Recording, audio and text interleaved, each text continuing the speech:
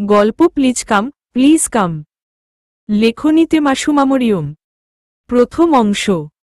মাখন, please come back. I don't know how to live without you.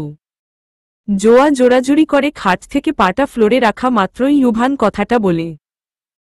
জোয়ার সাথে সাথে পেছনে ফেরে তাকিয়ে বলে, আমার নাম আছে জোয়া চৌধুরী। আমি বলে কেঁদে কেঁদে বলে আবার, আপনি আমাকে আজ রাতে অনেক কষ্ট দিয়েছেন। আমি বড় বাবার কাছে যাব। আমি তোকে বিয়ে করেছি। তোর দায়িত্ব স্বামীকে খুশি রাখা, তা না করে ভ্যা করছিস কেন?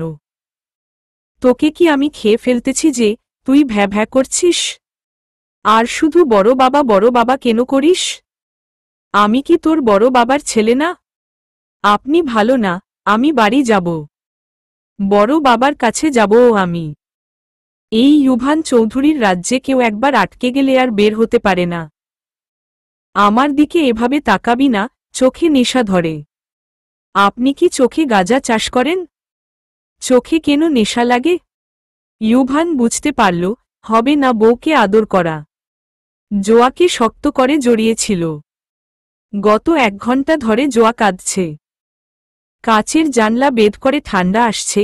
জোয়া ভয় এখনো কমফর্টার গায়ে জড়িয়ে আছে আর ফুপিয়ে ফুপিয়ে কেঁদে কেটে চোখ লাল করে ফেলেছে। ইউভান খাট থেকে উঠে সাদা শার্টের বোতাম লাগাতে লাগাতে বলে, উঠে গিয়ে ফ্রেশ হয়ে আয়। জোয়ার কোনো হেলদুল নেই, মুখ অন্যদিকে করে মুখ ফুলিয়ে কাঁদছে। হেঁচকি তুলে বলে, আপনি বের হয়ে যান ঘর থেকে। আমি পরে ফ্রেশ হব। ইউভান জিনিসটা উপভোগ করছে। অন্যদিকে মুখে ফিরিয়ে হাসি থামিয়ে বলে, ঠিক আছে আর এমন করব না। এবার যা ফ্রেশ হয়ে নে। হুট করে রাগ দেখিয়ে বলে, দেখ, আমার রাগ তুলাস না। যা বলছি চুপচাপ কর, তা না হলে আবার কিন্তু তোকে ব্যথা দিব। তুই কি চাস আমি কোনো ভুল করি? ভুল তো করেছেন, আমায় জোর করে বিয়ে করে। আমি বড় মা আর বড় বাবার কাছে যাব। আপনি ভালো না। বিদেশে থেকে থেকে বাজে হয়ে গেছেন। আমি বাসায় গিয়ে সব বলে দিব, আপনি আমায় কষ্ট দিয়েছেন। ইউভান আঙুলের সাহায্যে সিল্কি চুলগুলোকে পেছনে নিতে নিতে বলে, কি বলবি? আমি তোকে আদর করেছি, জোর করে বিয়ে করে? আচ্ছা গিয়ে বলিস। আরেকটা কথা, আমি এখন যাচ্ছি বাহিরে দরজা লক করে, এসে যেন দেখি হাসি মুখে বসে আছিস। আর যদি ব্যতিক্রম হয় তাহলে আরো বেশি কষ্ট দিব যদি আমার কথার অমান্য হয়েছিস তো। 1 ম্যাচ খেলেই চলে আসব বউ। জোয়ার ভবতেও অবাক লাগে। প্রথম তখন ওই মানুষটার উপরে ক্রাশ খেয়েছিল। এত নিখুঁতভাবে আল্লাহ এই মানুষটাকে তৈরি করেছেন, কিন্তু এই লোকটাই কিনা শেষমেশ জোয়াকে নিজের শিকার বানাল। ছোটবেলা থেকেই ইউভান ইতালির বাসিন্দা। জোয়া জানত নিজের চাচাতো একটা ভাই আছে, কিন্তু দেখেনি কখনো। না দেখার কারণ হল, ইউভান বাংলাদেশে কখনোই গিয়েছে কি না জোয়া সেটা জানে না। ইউভানের মা নেই, কিন্তু সৎ মা আছে, তাও ইতালিয়ান। ইউভানের মা মারা যাওয়ার পর থেকে ওর বাবার সাথে সম্পর্ক ভালো না। কথা বলে কিন্তু ওই বাড়িতে থাকে না, নিজের বাড়ি থাকে। নিজের বিজনেস নিজেই সামলায়, হঠাৎ বাবার সাথে দেখা করে আসে। প্রয়োজন ছাড়া কখনোই না। আগে যা হয়েছিল, জোয়ার মা বাবা মারা যাওয়ার পর থেকে নিজের বড় চাচার কাছেই থাকে। জোয়ার বাপ চাচা দুজনই। জোয়ার মা মারা গিয়েছিলেন জোয়ার জন্মের সময়। তারপর যখন জোয়া অল্প অল্প বুঝতে শিখে তখন জোয়ার বাবা একটা বিয়ে করে সৎ মা নিয়ে আসে। ব্যাপারটা জোয়ার ভালো লাগেনি, কারণ কিছু মানুষের মুখ দেখেই বোঝা যায় তার ব্যবহার কেমন হবে। ঠিক জোয়ার সৎ মা মমতাও তেমন লোভী। জোয়ার বাবা আমজাদ চৌধুরীকে বিয়ে করেছিলেন টাকার জন্য। জোয়াকেও অতটা সহ্য করতেন না মমতা। নামটাই মমতা, কিন্তু আচরণ ছিল শাকচুন্নির মতো। জোয়া নিজ মনে বাগানে উরুচণ্ডীর মতো উড়ু উড়ু করছিল, ঠিক তখন বাড়ির ভিতর থেকে কান্নাকাটির আওয়াজ আসে। বাড়িতে তো কেউ নেই নতুন মা ছাড়া, তাহলে কে কাঁদছে? আগ্রহ নিয়ে বাগান থেকে অন্দরমহলে যায় জোয়া। গিয়ে দেখে বাবার নতুন বিয়ে করা বউ মুখের থুথু লাগাচ্ছে চোখের নিচে আর বিলাপ দিয়ে কাঁদছে। মমতা বলে ওঠে, তোর বাবা আর বেঁচে নেই রে জো। এখন কি করব আমি? কি করে থাকব? অল্প বয়সে পুরো এতিম হয়ে গেলে রে সুনামা। শেষের কথাটা জোয়ার গালে হাত দিয়ে বলতেই জোয়া ঝড়ের বেগে হাতটা সরিয়ে ফেলে। জোয়ার পরনে ছিল সাদা ফ্রক, বর্তমানে মাটি দিয়ে ভরে আছে। জোয়া ফ্লোরে পড়ে তাকা ফোনের দিকে তাকিয়ে ঠোঁট ভেঙে কেঁদে ওঠে বলে, আমার বাবা। নতুন মা তুমি তো এখন চলে যাবে তাই না, টাকা পয়সা নিয়ে? না না, এমনটা করো গো। মমতা জোয়ার কান্নার দিকে তাকিয়ে ঠোঁট বাঁকিয়ে বলে উঠল, টাকা পয়সা নিয়ে? হ্যাঁ, সব তো আমারই। তোর বাবা যা কিছু রেখে গেছে সব আমার হবে। আমি কেন আর এখানে থাকব? তুই তো নিজেই বুঝিস এই বাড়িতে আমার আর কোনো প্রয়োজন নেই। মমতা তার সুটকেস গুছাতে শুরু করে। তার হাত থেকে এক এক করে গহনা, টাকা, দলিলপত্র সব ব্যাগে ভরে নেয়। জোয়া বিছানায় বসে ফ্যালফ্যাল করে তাকিয়ে আছে, চোখে কষ্টের ছাপ। তার ছোট্ট মন কিছুতেই মেনে নিতে পারছে না। মমতা দরজার দিকে যেতে যেতে শেষবারের মতো পেছনে ফিরে তাকায়, এই বাড়িটা এখন তোর, যা সামলাস। কিন্তু মনে রাখিস, তোর এই একাকিত্বে তুই আর কতদিন টিকবি? তোর বাবার রেখে যাওয়া সবকিছু আমার মতো কেউ নিয়ে যাবে, ঠিক যেমন আমি সব নিয়ে যাচ্ছি। মমতা দরজা ধাক্কা দিয়ে বাইরে চলে গেল, আর বাড়িটা যেন মুহূর্তেই একেবারে খালি হয়ে গেল। জোয়া ঠান্ডা বাতাসের ঝাপটা অনুভব করে, বুঝতে পারে সে একাই বাকি জীবনটা কাটাতে হবে। জোয়া হাতের উল্টো পিঠে চোখের পানি মুছতে মুছতে বলে, আমি এখন কার কাছে যাব? আমার তো কেউ নেই। বলেই ডুকরে কেঁদে ওঠে জোয়া। পাশে এসে বিড়ালটাও গা ঘেঁষছে আর মেউ মেউ করছে। এটা দেখে যেন জোয়ার আরও বুক ভরে শ্বাস নিতেও কষ্ট হচ্ছে। কেউ নেই আর। হঠাৎ মনে পড়ে ফোনের কথা। রহেদ চৌধুরী, জোয়ার বড় চাচা, উনারা থাকেন ইতালি। আর যাই হোক, দুই ভাইয়ের ভালো মিল আছে। জোয়া এতটা ছোট না যে ফোন সম্পর্কে কম জানে। জোয়ার ফোন সম্পর্কে ভালোই জানা আছে। মাঝে মাঝে বাবার ফোন নিয়ে বান্ধবীদের থেকে হোমওয়ার্ক আনত। জোয়া কাঁপতে কাঁপতে ফোনটা হাতে তুলে নেয়। তার চোখের সামনে সব ঝাপসা, কাঁদতে কাঁদতে ঠিকমতো কিছু দেখতে পাচ্ছে না। মনের ভেতরে বাবার নাম্বার খুঁজছে, কিন্তু একটুও শক্তি পাচ্ছে না। হঠাৎ একটা নাম মনে পড়ে, ইউভানের নাম্বার। ইউভান চৌধুরী ইতালিতে থাকে, বাবার বড় ভাইয়ের পুত্র। এতদিন শুনেছে, কিন্তু কখনো দেখা হয়নি। প্রোফাইলে ছবি বোঝা যাচ্ছে না, এক পাশ দেখা যাচ্ছে। খুব স্মার্ট দেখেই বোঝা যায় হাজার মেয়ের ঘুম হারামের জিনিস। কোনো উপায় না দেখে সেই নাম্বারেই কল করে। কয়েকবার চেষ্টা করার পর ফোন বেজে উঠতেই জোয়া বুকের গভীর থেকে শ্বাস টেনে হেঁচকি তুলতে তুলতে বলে উঠল, বাবা বাবা। ওপাশ থেকে কিছুক্ষণ নীরবতা। তারপর একদম গভীর কণ্ঠে একজন বলে উঠল, কে? জোয়ার শরীরের প্রতিটি লোম দাঁড়িয়ে গেল। এটা বাবা নয়, এটা অন্য কেউ। বড় বাবা। বলেই ঠোঁট ভেঙে কেঁদে কেঁদে বলে, নতুন মা চলে গেছে বাবা মারা যাওয়ার খবর শুনে। আমি একা একা, ভয় করছে আমার বাই।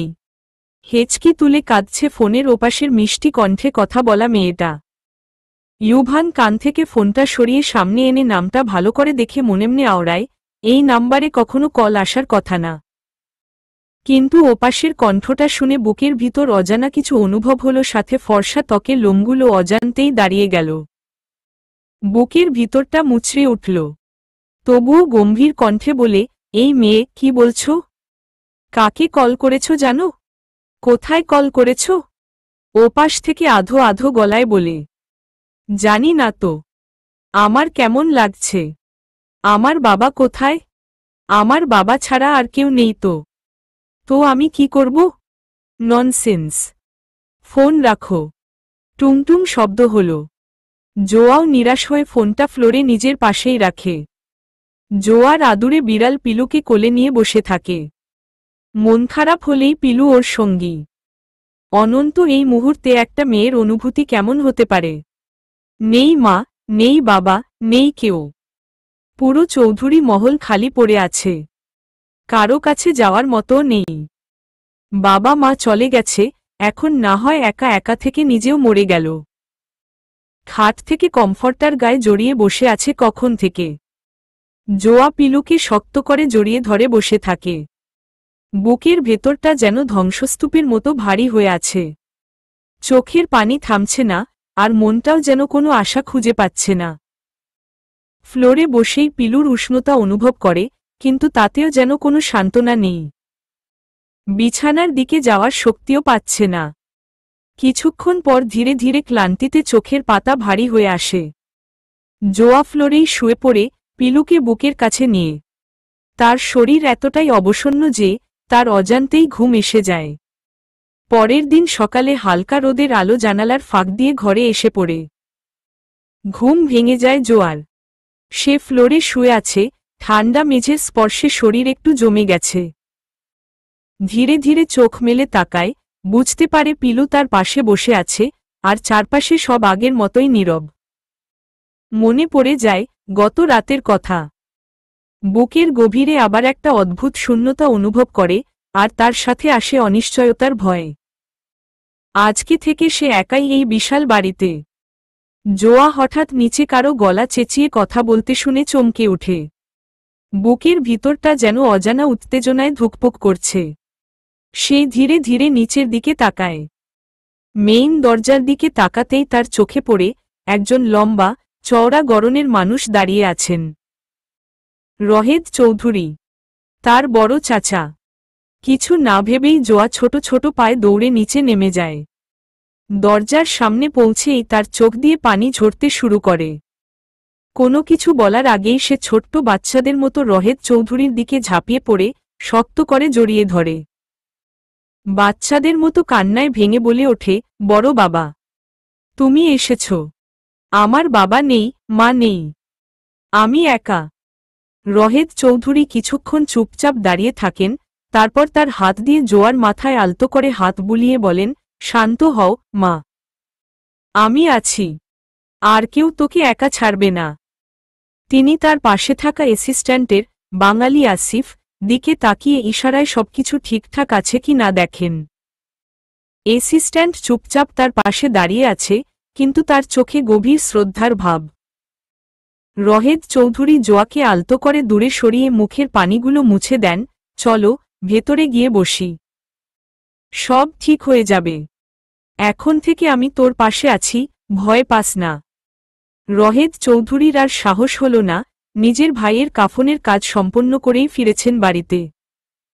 নিজের বাবার মুখটাও দেখতে পারল না জোয়া। নিজেকে অপরাধী লাগছে এই মুহূর্তে। কেটে যায় কয়েক মাস। জোয়ার পাসপোর্ট এসব করতে করতেই এতদিন। রহেদ চৌধুরী ধীরে ধীরে জোয়ার হাত ধরেন, তার চোখে সহানুভূতির ছাপ। ইতালি যাওয়ার সিদ্ধান্ত নেওয়ার পর তারা দীর্ঘ যাত্রা শুরু করেন। টানা কয়েকটা দিন কষ্টে কাটানোর পর অবশেষে তারা ইতালির অগস্তির শহরের এক সুদৃশ্য বাড়িতে পৌঁছান। বাড়ির প্রবেশদ্বারে পা রাখতেই জোয়া একটু থমকে দাঁড়িয়ে থাকে। সবকিছু এতটাই নতুন, এতটাই অজানা। তার চোখে এক ধরনের হতাশার আলো এবং অজানা ভবিষ্যতের ভয়। কিন্তু রহেদ চৌধুরী তার পাশে দাঁড়িয়ে বললেন, এটা আমাদের বাড়ি জোয়া। তুই আর একা না, আমি আছি তোর পাশে। গালে টান দিয়ে বলেন, আমার ছোট্ট মাটা। রহেদ চৌধুরী তার হাত শক্ত করে ধরে বাড়ির ভেতরে নিয়ে যান। সুদৃশ্যভাবে সাজানো আসবাব, উজ্জ্বল দেয়াল, আর প্রতিটি কোণায় যে স্বাচ্ছন্দ্য, তা দেখে জোয়া কিছুটা নিশ্চিন্ত হতে চেষ্টা করে। ইতালির পরিবেশে সে একটু অবাক হয়ে যায়। তবে রহেদ চৌধুরী তাকে দেখে বলে, এটা নতুন শুরু, আর তুই আমার কাছে সবসময় নিরাপদ থাকবি। বাড়ির এক কোণে বিশাল জানালা দিয়ে সূর্যের আলো প্রবাহিত হচ্ছে, আর জোয়া তাতে নিজের পুরনো জীবনের চিন্তা কিছুটা ভুলে যেতে চেষ্টা করে। রাহেদ চৌধুরী বললেন, তুই এখানেই থাকতে পারবি, নিজের মতো করে। ভয় পাওয়ার কিছু নেই। কোনো কিছুর সমস্যা হলে বলবি কিন্তু, ঠিক আছে? জোয়া হ্যাঁ সূচক মাথা নাড়ে। তবে জোয়ার মনে তার বাবার চলে যাওয়ার শূন্যতা এখনো ফিকে হয়ে ওঠেনি। কিন্তু এই নতুন পরিবেশে রহেদ চৌধুরী তার পাশে থাকার প্রতিশ্রুতি দিয়ে তাকে এক নতুন জীবনের সূচনা দেয়। ইতালি নামক জায়গায় বেশ ঠান্ডা। শীতে নীল হয়ে গেছে জোয়ার ঠোঁটজোড়া। পরনে ওভারকোট, হাতে মোজা, মাথায় ক্যাপ। কিন্তু বড় বাবা কিভাবে সব জানল? আমি একা ছিলাম দেশে। এসব চিন্তা মাথা থেকে বের করে ফেলেছে জোয়া। ঠোঁট কাঁপছে জোয়ার। সামনের মহিলাকে দেখে জোয়ার চোখ কপালে। ইয়াব্বা, তুমি কত ডিমের মতো গুলুমুলু। কাপা কাপা গলায় বলল কথাটা।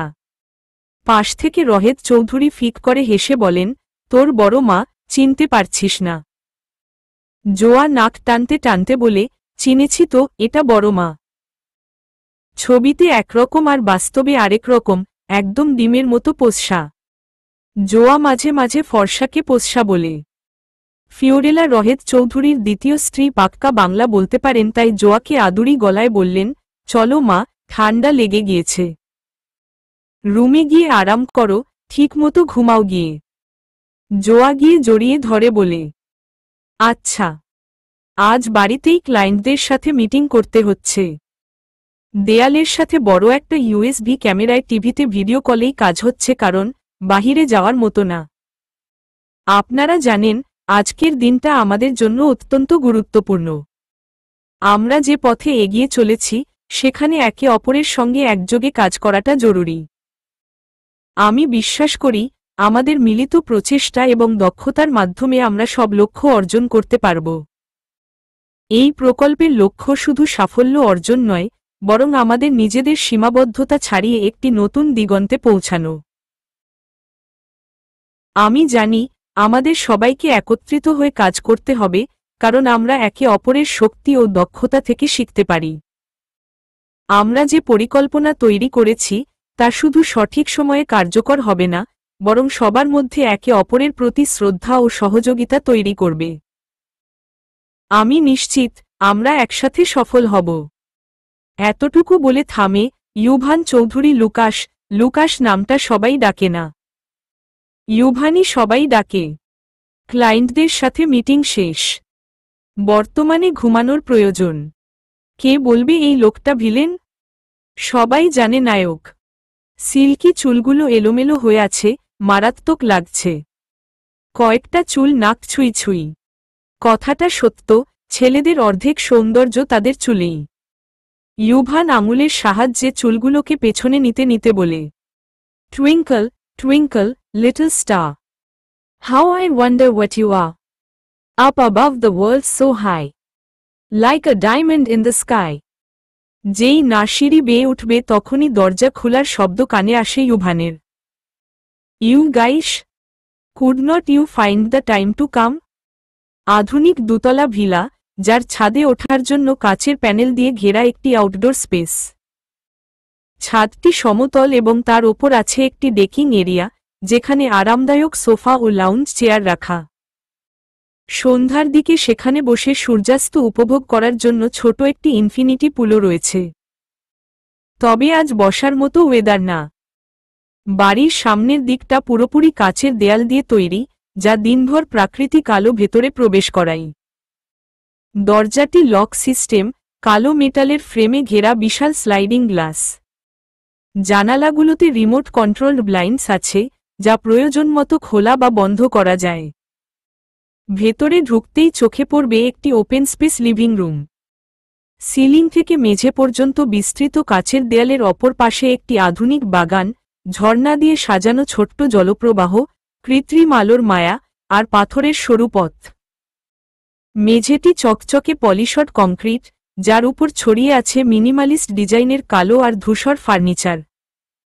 ডাইনিং স্পেসটি রান্নাঘরের সঙ্গে যুক্ত, যেখানে রয়েছে একটি মার্বেলের আইল্যান্ড কাউন্টার। রান্নাঘরের একপাশে কাচের দেয়াল, যার বাইরে ছাই রঙা পাথরের টেরেসে রাখা আছে লতানো গাছের নকশা করা কাঠের ট্রেলিস। বাড়ির শোবার ঘরগুলোও কাচে ঘেরা, যেখানে অন্ধকারে বাইরে তাকালে দেখা যায় পাহাড়ি আলোকছটা। বাথরুমে দেয়ালের একপাশ কাচের, ঝর্ণার পাশে মসৃণ স্লেট পাথরের কাজ। কাচের ছাদ থেকে ফেলে দেওয়া ঝুলন্ত বাতির আলো পুরো বাড়িতে এক স্বচ্ছ, শান্ত ও আভিজাত্যপূর্ণ পরিবেশ তৈরি করেছে। এ বাড়ির প্রতিটি কোণে আধুনিক প্রযুক্তির ছোঁয়া, আর কাচের ব্যবহার যেন আলো ও বাতাসের উন্মুক্ত খেলাঘর। ইউভানের একটা মেয়ে বেস্ট ফ্রেন্ড আয়রা, আরেকটা ছেলে বেস্ট ফ্রেন্ড সম্রাট। আয়রা এতক্ষণে কিচেনের সবকিছু ঝাঁকানাকা করে ফেলেছে। গরম কফির মগ হাতে জানালার পাশে বসে বাইরে কুয়াশাচ্ছন্ন দৃশ্য দেখছে আয়রা। শীতল বাতাসের সঙ্গে গরম খাবারের উষ্ণতা যেন মনকেও প্রশান্তি দেয়। বাইরে লালচে পাতা ঝরে পড়ছে, পায়ে লেপ্টে থাকা পাথরের রাস্তা থেকে শীতের কনকনে অনুভূতি উঠে আসছে। শীতের দিনে এমন মুহূর্তে ইতালির জীবন যেন একবারের জন্য সময়কে ধীরে বইতে শেখায়। লাসানিয়া আলফর্নো স্তরে স্তরে সাজানো পাস্তা, রিকোটা চিজ, মাংসের সস, মাখন আর উপরিভাগে গলানো পার্মেজান দিয়ে তৈরি। ওভেন থেকে তাজা বের করে গরম গরম পরিবেশন করে আয়রা। কিচের থেকে চঞ্চল চোখে পরখ করল আয়রা, কিন্তু ইউভান আর সম্রাট কেউ নেই লিভিং রুমে। আয়রা তেজ দেখিয়ে চেঁচিয়ে বলে, আমায় মনে হয় তোরা টাকা দিয়ে কাজের মেয়ে রেখেছিস। ভালোবেসে খাওয়াবো, কিন্তু মহারাজারা অন্দরমহলে বসে থাকবেন, মুখে তুলে খাওয়াতে হবে। পারবো না এত কিছু করতে। আয়রার চেঁচামেচি শুনে সম্রাট এসে আয়রার চুলে টান দিয়ে বলে, বুড়িদের মতো এত কথা বলিস কেন? খাওয়ানোর ইচ্ছে নেই বললেই পারিস। ইউভান এক হাত প্যান্টের পকেট রেখে আরেক হাত দিয়ে চুলগুলোকে এলোমেলো করে সিঁড়ি বেয়ে নামতে নামতে বলে, আমাকে মাখন দে। আর এত বকবক কেন করিস? তোর মতো একটা কাজের মেয়ে পাওয়া ভাগ্যের ব্যাপার আয়রো। আয়রা ভেঙচি কেটে বলে, আর আসবো না তোর বাসায়, এই আমি বলে দিলাম।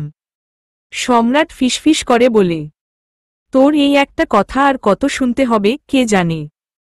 ডাইনিং টেবিলে বসতে বসতে আয়রা বলে, ইউব, তোর বাবা ফিরে এসেছেন ইতালি। আমি দেখলাম একটা তুলতুলে পুতুলের মতো মেয়েও এসেছে আঙ্কেলর সাথে।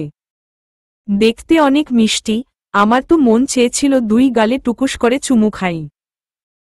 বোরকা আর বাঙালি স্টাইলে হিজাব পরা ছিল, শুধু মুখটা দেখা গিয়েছে। ইউভান গম্ভীর কণ্ঠে বলে, তো আমি কি করব? এখন কি আমায় কোলে তুলে নাচতে হবে? আর একবারও যেন এসব কথা না শুনি। আমি ভাবলাম তুই চিনিস, ইউব। মেকি হাসল আয়রা। ইউভান কাটকাট গলায় বলে, না, আমি চিনি না। চেনার প্রয়োজনও নেই। 3 আঙুল দিয়ে দাড়ি ঠিক করতে করতে বলে। ইউভানের সাথে কথা বাড়াল না, সম্রাট চোখের ইশারায় আয়রাকে থামিয়ে দিল। এক মুহূর্তের জন্য চোখ আটকে যায় জোয়ার। দেয়ালে ঝুলে থাকা ছেলেটির ছবি দেখে ঠোঁটে 2 আঙুল রেখে বিড়বিড় করে বলে, ওরে মা, আমার স্বপ্নের কিউটের ডিব্বা হিরো। একদম মায়েশ বাবুর মতো, চুলগুলো তামিল নায়ক ইয়াসের মতো। ও গো, আপনি এতদিন কোথায় ছিলেন? আমার সাথে দেখা কেন হলো না? আচ্ছা, আপনি কে? জোয়া ডানে বামে তাকিয়ে একটা ফুলের ঢবে ভর করে ওঠে, ছবিটার দিকে এক ধ্যানে তাকিয়ে জিভ দিয়ে ঠোঁট 2টা ভিজিয়ে নেয়। এরপর আস্তে করে দেয়ালে ঝুলে থাকা ছবিটার দিকে এগিয়ে যায়, টুকুস করে চুমু খেয়ে লাফ দিয়ে নেমে পড়ে। মিনমিন করে বলে, ইসোস, কি মিঠা খেতে। হঠাৎ পেছনে ফেরে তাকাতেই ফিওরেলার সাথে ধাক্কা খেয়ে পড়ে যেতে যেতে বেঁচে যায়। মনেমনে নিজেকে কত গালি দিল নিজেও জানে না। ইয়েরে বড় মা তো মনে হয় সব দেখে ফেলেছেন। ফিওরেলা কৌতূহল নিয়ে জিজ্ঞেস করলেন, এখানে কি করছিলে, জো? শান্ত গলায় বললেন। জোয়া শুষ্ক ঢোক গিলে আমতা আমতা করে বলে, ওই, আসলে বড় মা, এমনি এদিকে যাচ্ছিলাম, হঠাৎ এই ছবিটার দিকে চোখ পড়ল। উনি কে? ফিওরেলা দেয়ালে ঝুলন্ত ছবির দিকে তাকালেন। তার চোখে ছিল এক অদ্ভুত বিষাদ, যেন মনের গভীরে লুকানো কোনো দুঃখ হঠাৎ ভেসে উঠল। এক মুহূর্ত স্থির থেকে তিনি মৃদুস্বরে বললেন, এটা তোমার বড় বাবার ছেলে। জোয়া শুষ্ক ঢোক গিলে ছবির দিকে তাকিয়ে শান্ত কণ্ঠে বলে, ওহ আচ্ছা, উনি কোথায় থাকেন? এখানেই। আচ্ছা চলো, কিছু খেয়ে নিবে। আসার পর কিছু খাওনি? ফিওরেলার পেছনে যেতে যেতে বলে, ওরে আমার গল্পের লায়ক, নায়ক, পাইছি আপনারে। নিজের করে তবেই রেহাই। মিনমিন করে কথাগুলো বলে জোয়া। রুমের চারদিকে নীরবতা এতক্ষণ বিরাজ করছিল। কোনো এক পুরুষের ছোঁয়ায় যেন আয়রার পুরো শরীর ঘৃণায় রি রি করে উঠল। কিভাবে একটা মানুষ এতটা বহুরূপী হতে পারে? এত নির্দয় মানুষ হয়? হঠাৎ সেই ঘৃণার ছোঁয়া পেতেই সারা শরীর ভয় কেঁপে উঠল আয়রার। আয়রার স্বাধীনতা আছে, কিন্তু কে নামক পুরুষের সামনে আসলেই নিজেকে খুব অসহায় লাগে। কে ছাড়ুন প্লিজ, আমার লাগছে খুব। আমায় ছুঁয়েন না আপনার পাপের হাত দিয়ে। পুরো শরীর ঝলসে যায় আপনার সংস্পর্শে। আসলে আমি ভুল করেছিলাম আপনায় ভালোবেসে। আপনি মানুষ না, নরপশু। আয়রা হাত ছাড়ানোর চেষ্টা করল, কিন্তু কে লোহার মতো মুঠি এত সহজে খুলে না। কে সাপের মতো ফিসফিস করে বলল, তোমাকে বুঝতে হবে আয়রা, এই পৃথিবীটা আমার মতো পুরুষের। তোমার মতো মেয়েরা আমার কাছে কেবল পুতুল। বলে সশব্দে হেসে ওঠে এসকে। আপনি আমার ঠিকানা কিভাবে খুঁজে পেলেন? আমি তো। কথা শেষ করার আগেই কে ব্যথাতুর হেসে বলে, জানো তুমি, পুরুষ তিমিমাস 3টা মহাসাগর পাড়ি দিয়ে নিজের জীবনসঙ্গিনীকে খুঁজে পেয়েছে, আর সেখানে তো আমি আর তুমি এক শহরে বসবাস করি, আমার প্রিয় কুমারী নারী। তোমাকে খুঁজে না পেলে কেমন পুরুষ আমি? তোমার জন্য এই শহর কেন? তুমি বিশ্বের যে কোনো জায়গায় লুকাও না কেন, তোমার এই অপ্রিয় কে নামক ভিলেন তন্নতন্ন করে খুঁজে বের করতে পারবে। আয়রা পিটপিট চোখে তাকিয়ে বলে, পুরুষ তিমিমাস 3টা মহাসাগর পাড়ি দিয়েছে, সেটা আপনারা পুরুষরা কিভাবে জানলেন? আপনাদের বলেছে পুরুষ তিমি? কে কিছু একটা ভেবে মাথার চুলগুলোকে ব্যাক ব্রাশ করতে করতে বলে, পুরুষ তিমির গল্প জানি, কারণ আমরা পুরুষেরা সবাই শিকারী আয়রা। আমরা দেখেও বুঝি না, জানতেও চাই না। শুধু চাই যা আমাদের ইচ্ছা তা নিজের করে নিতে। এই কথায় আয়রার গা শিউরে ওঠে। সে নিজের হাত দুটো শক্ত করে গুটিয়ে নেয়, যেন নিজের শরীরের ভেতরে লুকিয়ে যেতে পারে। কিন্তু আবার এসকে হেঁচকা টান দিয়ে আয়রার বুক নিজের বুকের সাথে মিশিয়ে লম্বা একটা দীর্ঘশ্বাস নেয়। বেবি, তুমি ইয়াম্মি ইয়াম্মি, ইউ নো। হঠাৎ দরজার দিকে তাকিয়ে রহেদ চৌধুরী স্তিমিত হয়ে তাকিয়ে থাকেন। নিজের চোখকে বিশ্বাস করাতে পারছেন না যে ছেলে ভালো দিনেও আসে না, সে কিনা আজ এত হাড়কাঁপানো শীতে চলে এসেছে। জোয়া চোখ বড় বড় হয়ে যায়। মনেমনে বলে, এটা কিভাবে সম্ভব? গল্পের হিরো আমার সামনে। গুটি গুটি পায়ে ফুরুত করে সিঁড়ি বেয়ে করিডোরে গিয়ে আগের ছবিটাকে ভালো করে দেখে আবার ফুরুত করে নিচে যায় ইউভানের সামনে। হাঁপাতে হাঁপাতে বলে, আপনি তো গল্পের নায়ক, তাই না? লাফ দিয়ে ইউভানের চাপা দাড়িগুলোকে ছুঁয়ে দিয়ে বলে, কত কিউট আপনি। আসেন আসেন, আমাদের সাথে কিছু খাবেন। বড় মা বলেছেন আপনি বড় বাবার ছেলে, তার মানে আমার চাচাতো ভাই, আর এই বাড়িটাও আপনারও।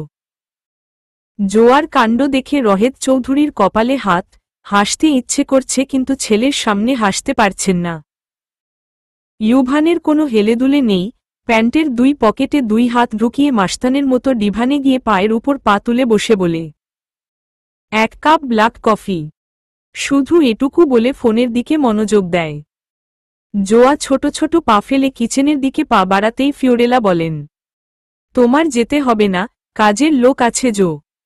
ইউভান ফোন থেকে চোখ তুলে কাটকাট গলায় বলে, আমি কোনো কাজের লোকের হাতের কফি খাই না। এই মেয়েকেই কফি বানাতে হবে, আর এক্ষুনি, আর অবশ্যই যেন ভালো হয়। জোয়া কাচুমাচু করতে করতে বলে, ভালো হবে কি না জানি না তো। ইউভান রাগী কণ্ঠে বলে, তাহলে এত লাফালাফি করছিলি কেন? যা, সর অকাজের বুড়ি একটা। কথাটা জোয়ার গায়ে লাগল, কারণ জোয়া তো বুড়ি নাও, এখনো ছোট। বুড়া তো উনি নিজেই। আমি বুড়ি না, আপনি বুড়া। একদম পাকনা বুড়া। এত বড় হয়েছেন কিন্তু বিয়ে করেননি। বলেই দৌড়ে চলে যায় উপরে। ইউভান আর কিছু বলার সুযোগও পেল না। এই মেয়ের এত স্পর্ধা। আকাশে ঝুলে থাকা রূপালী চাঁদ আলোর ফালি ছড়িয়ে দিয়েছে তুষারপাত ঢাকা পাহাড় আর টাইলসের ছাদে। রোমের কোবেলস্টোনে মোড়া গলিগুলোয় ল্যাম্পপোস্টের হালকা আলোর নিচে শহরের কোলাহল প্রশমিত হয়েছে। দূরে ভ্যাটিকান সিটির শীর্ষে ক্রস উজ্জ্বল হয়ে জ্বলছে। ভেনিসের খালগুলোয় ভেসে চলা গন্ডোলাগুলো আলোর মালায় সজ্জিত, আর পানির ঢেউয়ে জ্যোৎস্নার প্রতিফলন যেন সোনালি ধারা বইয়ে দিচ্ছে। ফ্লোরেন্সের বিখ্যাত পন্টে ভেক্কিও ব্রিজে রাতের হাওয়া, আর রাস্তার পাশে ছোট্ট ক্যাফেগুলো থেকে ভেসে আসা কফির সুঘ্রাণ। মিলানের হালকা কুয়াশা ঢাকা রাস্তায় ঘড়ির টিকটিক শব্দ, চার্চের ঘণ্টাধ্বনির সুর মিশে গেছে সময়ের সঙ্গে। চারদিকে কেমন এক মায়াময় নীরবতা। নেপলসের সমুদ্রের পাশে তরঙ্গগুলো রাতের হাওয়ায় গুনগুন করে, আর দূরে মাউন্ট ভিসুভিয়াসের অবয়ব ছায়াময় হয়ে দাঁড়িয়ে আছে, যেন এক রহস্যময় পাহারাদার। রাতের ইতালি তার মাধুর্য আর রহস্য নিয়ে কেবল অনুভবেরই জগতে ডাকে। ইউভান অগ্নিদৃষ্টিতে তাকিয়ে আছে জোয়ার দিকে, শক্ত করে ধরে আছে জোয়ার দুই হাতও। পালিয়ে যাওয়ার ওয়ে নেই। এই বুড়োকে ভাই না ডেকে জামাই ডেকে অভ্যাস কর। শেষমেশ দেখা গেল এই বুড়োর সাথেই আজীবন কাটাতে হবে তোর। বাস্টার্ড কোথাকার, বড়দের সাথে কিভাবে কথা বলতে হয় সেটাও শিখেনি। আপনিও শেখেননি? হু, আমাকে বাস্টার্ড বললেন কোন সাহসে? জোয়া রাগ দেখিয়েই বলল কথাটা। ইউভানের একদম পছন্দ না বড়দের সাথে মুখে মুখে তর্ক করা। এক হাত ছেড়ে দিয়ে বাহু চেপে ধরে গালে সজোরে একটা চর বসিয়ে দেয়। সাথে সাথে জোয়া গিয়ে ছিটকে পড়ে ছাদের কর্নারে। গাল যেন কেউ লাভা ঢেলে দিয়েছে, এতটা পরিমাণে জ্বলছে। গালে হাত দিয়ে ডুকরে কেঁদে ফেল জোয়া। ইউভান চায়নি এভাবে থাপ্পড় মারতে, কিন্তু হাতটা কন্ট্রোল করতে পারল না। দ্রুত পায়ে এগিয়ে যায় জোয়ার কাছে, টেনে তুলে গালে হাত দিয়ে বলে, বেশি লাগেনি তো মাখন? তোকে আমি দেখতে এসেছিলাম, প্রয়োজন ছাড়া এ বাড়িতে পা রাখি না আমি। জোয়া চট করে পিছিয়ে গেল। ইউভানের সামনাসামনি দাঁড়াতে এখন সত্যি লজ্জা লাগছে। আগে কখনো কেউ এভাবে ওর গায়ে হাত তুলেনি। এদিকে ফিরে দাঁড়া। আমি দেখতে পারছি না। আমাকে দেখতে হবে না। বোনের গায়ে এভাবে হাত তুলতে লজ্জা লাগে না আপনার? না, লজ্জা লাগে না আমার। তুই মাখনের মতো দেখতে, শুধু খেয়ে দেখতে ইচ্ছে করে। রাত্রিবেলা ছাদে তোর কোনো কাজ নেই, কখনও যেন ছাদে তোকে না পাই। বলে গটগট পায়ে হেঁটে যেতে লাগল, কিন্তু জোয়া চেঁচিয়ে বলে, আসব, 100 বার আসব। আপনার খাই না আপনার পরি? একদিন হলো না দেখা হয়েছে, এখনই কি অধিকার? ইউভান হাওয়ার বেগে এসে জোয়ার কোমরে জড়িয়ে ধরে কানের লতিতে ঠোঁট ছোঁয়ায়। জোয়া খামচে ধরে ইউভানের শার্ট। অধিকারের কি দেখেছিস? ভুল করেছিলি ওই দিন আমার নাম্বারে ফোন করে। তোর কণ্ঠ ছিল সুবহানাল্লাহ। আর একটা কথা বললে অন্য কিছু করে ফেলব, সো বি কেয়ারফুল। ছাড়েন আমাকে। বড় বাবাকে বলবো কিন্তু আপনি আমায় মেরেছেন। যা গিয়ে বল দেখি। তোর বড় বাবা আমার কিচ্ছু করতে পারবে না। যে নিজেই একজন দোষী সে আমার কি করবে? বলে চলে যায় ইউভান। জোয়া দুই হাত উপরে তুলে টাসটাস করে কপালে কয়েকবার চাপড়ে দিয়ে বলে, জোয়া তুই এত সাহসী মেয়ে হয়েও এত বড় চর খেলি, ছি ছি, তোর মরে যাওয়া উচিত। এই গন্ডারের কাছে হারতে পারিস না তুই। কে দরজায় কয়েকবার ঝাঁকুনি দেওয়ার কিছুক্ষণ পর এসে দরজা খুলে আয়রা। কে দেখে পুরাই স্তম্ভিত আয়রা। দুপুরে তো চলে গিয়েছিলেন, আবার কেন আসলেন? হাস্যকর। একটা তিমি মাছ যদি 13,046 কিলোমিটার পাড়ি দিয়ে সঙ্গীর সাথে থাকতে পারে, সেখানে আমি একটা জলজ্যান্ত মানুষ হয়ে কিভাবে তোমার থেকে দূরে থাকি? প্রিয় কুমারী নারী, এই তিমি মাছটার মতোও কি আমায় ভালোবাসা যায় না? যায়, কিন্তু আপনার মতো জানোয়ারকে না। একজন ভিলেনকে ভালোবাসা যায়, কিন্তু একজন খুনিকে না। কেন এসেছিলেন আপনি আমার মনের শহরে, আর এসেই জীবনটাকে শেষ করে দিলেন? কথাগুলো বলতে গিয়ে আয়রার চোখ বেয়ে কয়েক ফোঁটা নোনাজল পড়ল। কে দ্রুত পায়ে এগিয়ে এসে ঠোঁট দিয়ে চুষে নিল জলগুলো। ভুলে গেলে আয়রা, নিজ ইচ্ছাতে বিয়ে করেছিলে আমায়। কোনো কিছু না জেনে আমায় এতটা কথার আঘাত দিতে পারো না তুমি। আপনি যে আমায় মনের আঘাত দিলেন তার কি হবে? নারী সব পারে, যতটা ভালোবাসতে জানে ঠিক ততটা কথার আঘাতও করতে জানে। আপনারা নারীর মন বুঝতে জানেননি আর জানবেনও না। এসকে থমকে গেল। তার চোখে এক মুহূর্তের জন্য কিছুটা অনুতাপের ছায়া ফুটে উঠল, কিন্তু দ্রুতই নিজেকে সামলে নিয়ে আয়রার দিকে তীক্ষ্ণ দৃষ্টিতে তাকিয়ে বলল, নারীর মনের গভীরতা যদি সমুদ্র হয়, তবে আমি সেই সমুদ্রের তলায় থাকা তলানিটুকুও জানি। আর বিশ্বাস করো, আয়রা, আমি যদি ভিলেনও হই, তবে তোমার গল্পের সেই নায়কও আমি, যার ভালোবাসা, ঘৃণা আর প্রতিশোধের গলাগলি তোমাকে পুড়িয়ে ভস্ম করবে। আয়রা মুখ ফিরিয়ে নেয়, গলার স্বর থেমে আসে, তবু সে ভাঙতে চায় না। সে কাপা গলায় বলে, আপনার অস্তিত্ব এক বিষাক্ত সাপের মতো, যে কামড় দেওয়ার পরও জ্যান্ত রাখে, মরতে দেয় না। আমাকে ছেড়ে দিন, এসকে। আপনার মায়া আমার কাঁটাতারের বেড়া হয়ে উঠেছে। এই ঘর, এই শহর, সবকিছু আমার কাছে এখন একটা খাঁচা। এসকে একটু হাসল, তিক্ত আর চাবুকের মতো সে হাসি। তোমার মুক্তি চাওয়ার গল্পটা বড় মিষ্টি, আয়রা। কিন্তু আমি তিমির গল্প আর ভালোবাসার ফাঁদ একসঙ্গে গাই। তোমাকে ছেড়ে দিলে বাঁচবে তো? আয়রা চুপ। তার নিঃশ্বাস ভারী হয়ে উঠেছে। এসকে তার দিকে এগিয়ে এসে নরম সুরে ফিসফিস করে, জানো, আয়রা, আমি যে খুনি, সেটা ভুল নয়। কিন্তু একটা জিনিস ভেবেছ? আমার হাত যে রক্তে ভিজে আছে, সেই রক্ত দিয়ে কি ভালোবাসার গল্প লেখা যায় না? আয়রা চমকে উঠে পেছনে সরে দাঁড়ায়। আপনার ভালোবাসার গল্প আর ঘৃণার রঙে আঁকা। আমার জীবন আর একটা লাশের গল্প হতে পারে না। এসকে ধীরে ধীরে এগিয়ে এসে আয়রার মুখের খুব কাছে এসে দাঁড়ায়। তার ঠোঁটের কোণে এক চিলতে ঠান্ডা হাসি। তাহলে, আয়রা, তুমি কি করবে? পালাবে? নাকি তোমার গল্পের নায়ককে নিজ হাতে শেষ করবে? আয়রা মুখ ফিরিয়ে নিল অন্যদিকে। এসকে নরমস্বরে বলল, ওকে বেইবি, আমি হাত মুখ ধুয়ে আসছি, কিছু খেতে দাও। কিছু করিনি, না খেয়ে থাকুন, সকালে খেতে পাবেন। আমার শরীর ভালো নেই, ঘুমাবো। ওকে, কিছু অর্ডার করে দেই অনলাইনে। বেশ কিছুক্ষণ পর আয়রা তখন ঘুমের গভীর তলদেশে হারিয়ে গেছে, যেন বাস্তবতা আর স্বপ্নের সীমানা এক হয়ে গেছে। এসকে ধীরে ধীরে তার পাশে বসে।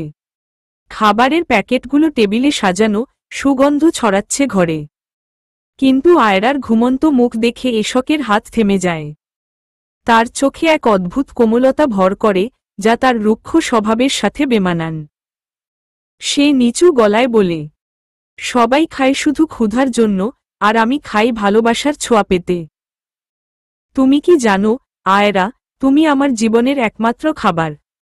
তোমায় দেখলে খিদে থাকে না, তবুও খাবার আনালাম, তা তুমি বুঝবে না। আয়রার কপালে হাত রেখে আলতো করে জাগানোর চেষ্টা করে সে। আয়রা, ওঠো।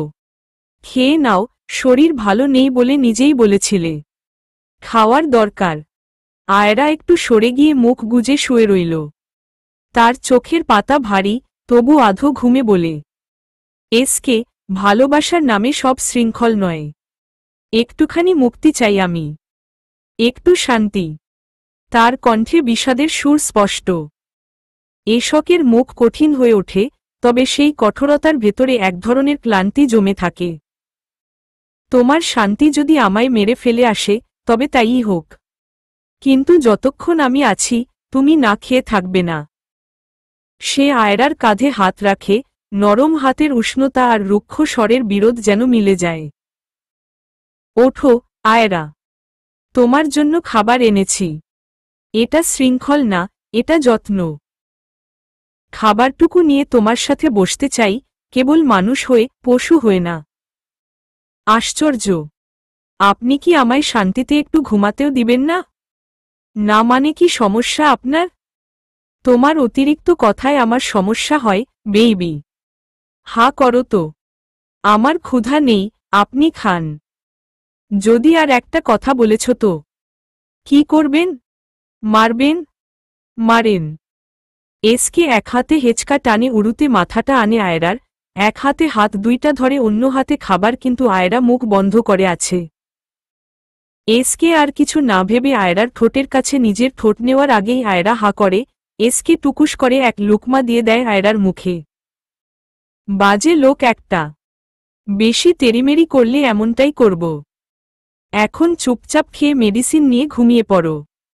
আমার হাতে খাবো। নো ওই। অসহ্য লোক একটা। ন্যাকামি ভালোবাসা একদম ভালো লাগে না আমার। কিন্তু তোমার অসহ্য জিনিস আর কথাগুলো কেউ আমি মন থেকে ভালোবাসি প্রিয়। তোমরা নারীরা সেটা বুঝবে না।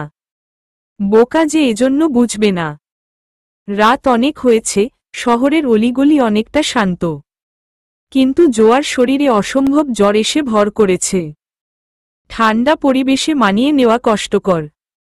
নতুন আবহাওয়া, নতুন দেশ, সবকিছু মিলিয়ে তার মন শরীর একসাথে অবসাদগ্রস্ত। ঘরের এক কোণে ছোট্ট জানালা দিয়ে জ্যোৎস্নার ম্লান আলো পড়ছে। বাইরে ভাসমান কুয়াশার আড়ালে ইতালির গলিপথ যেন ঘুমিয়ে গেছে। কিন্তু জোয়া ঘুমোতে পারছে না। প্রতিটি নিঃশ্বাসে তার শরীর আগুনের মতো জ্বলছে, আর মনে হাজারো প্রশ্ন। আমি কেন চলে এলাম এত দূরে? এমন কার জন্য? একটু দূরে রাখা পানির গ্লাসটাও হাত বাড়িয়ে নিতে পারছে না। ঠিক তখনই দরজার কাছে হালকা একটা শব্দ। দরজা খুলে ঢুকলেন ফিওরেলা রহেদ, হাতে ধরা ধোয়া ওঠা এক বাটি গরম স্যুপ। ঠোঁটের কোণে তার সেই একই চিরচেনা ঠান্ডা হাসি।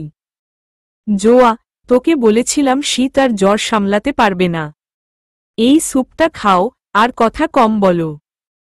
জোয়া ঠোঁট বাঁকিয়ে চোখ ফিরিয়ে নিল। আমার জন্য এত দয়া দেখানোর প্রয়োজন নেই। রহেদ চৌধুরী ধীরে ধীরে তার দিকে এগিয়ে এলেন। এক হাতে স্যুপ আর অন্য হাতে চামচ নিয়ে তার পাশে বসলেন। দয়া? হ্যাঁ, হয়তো দয়া।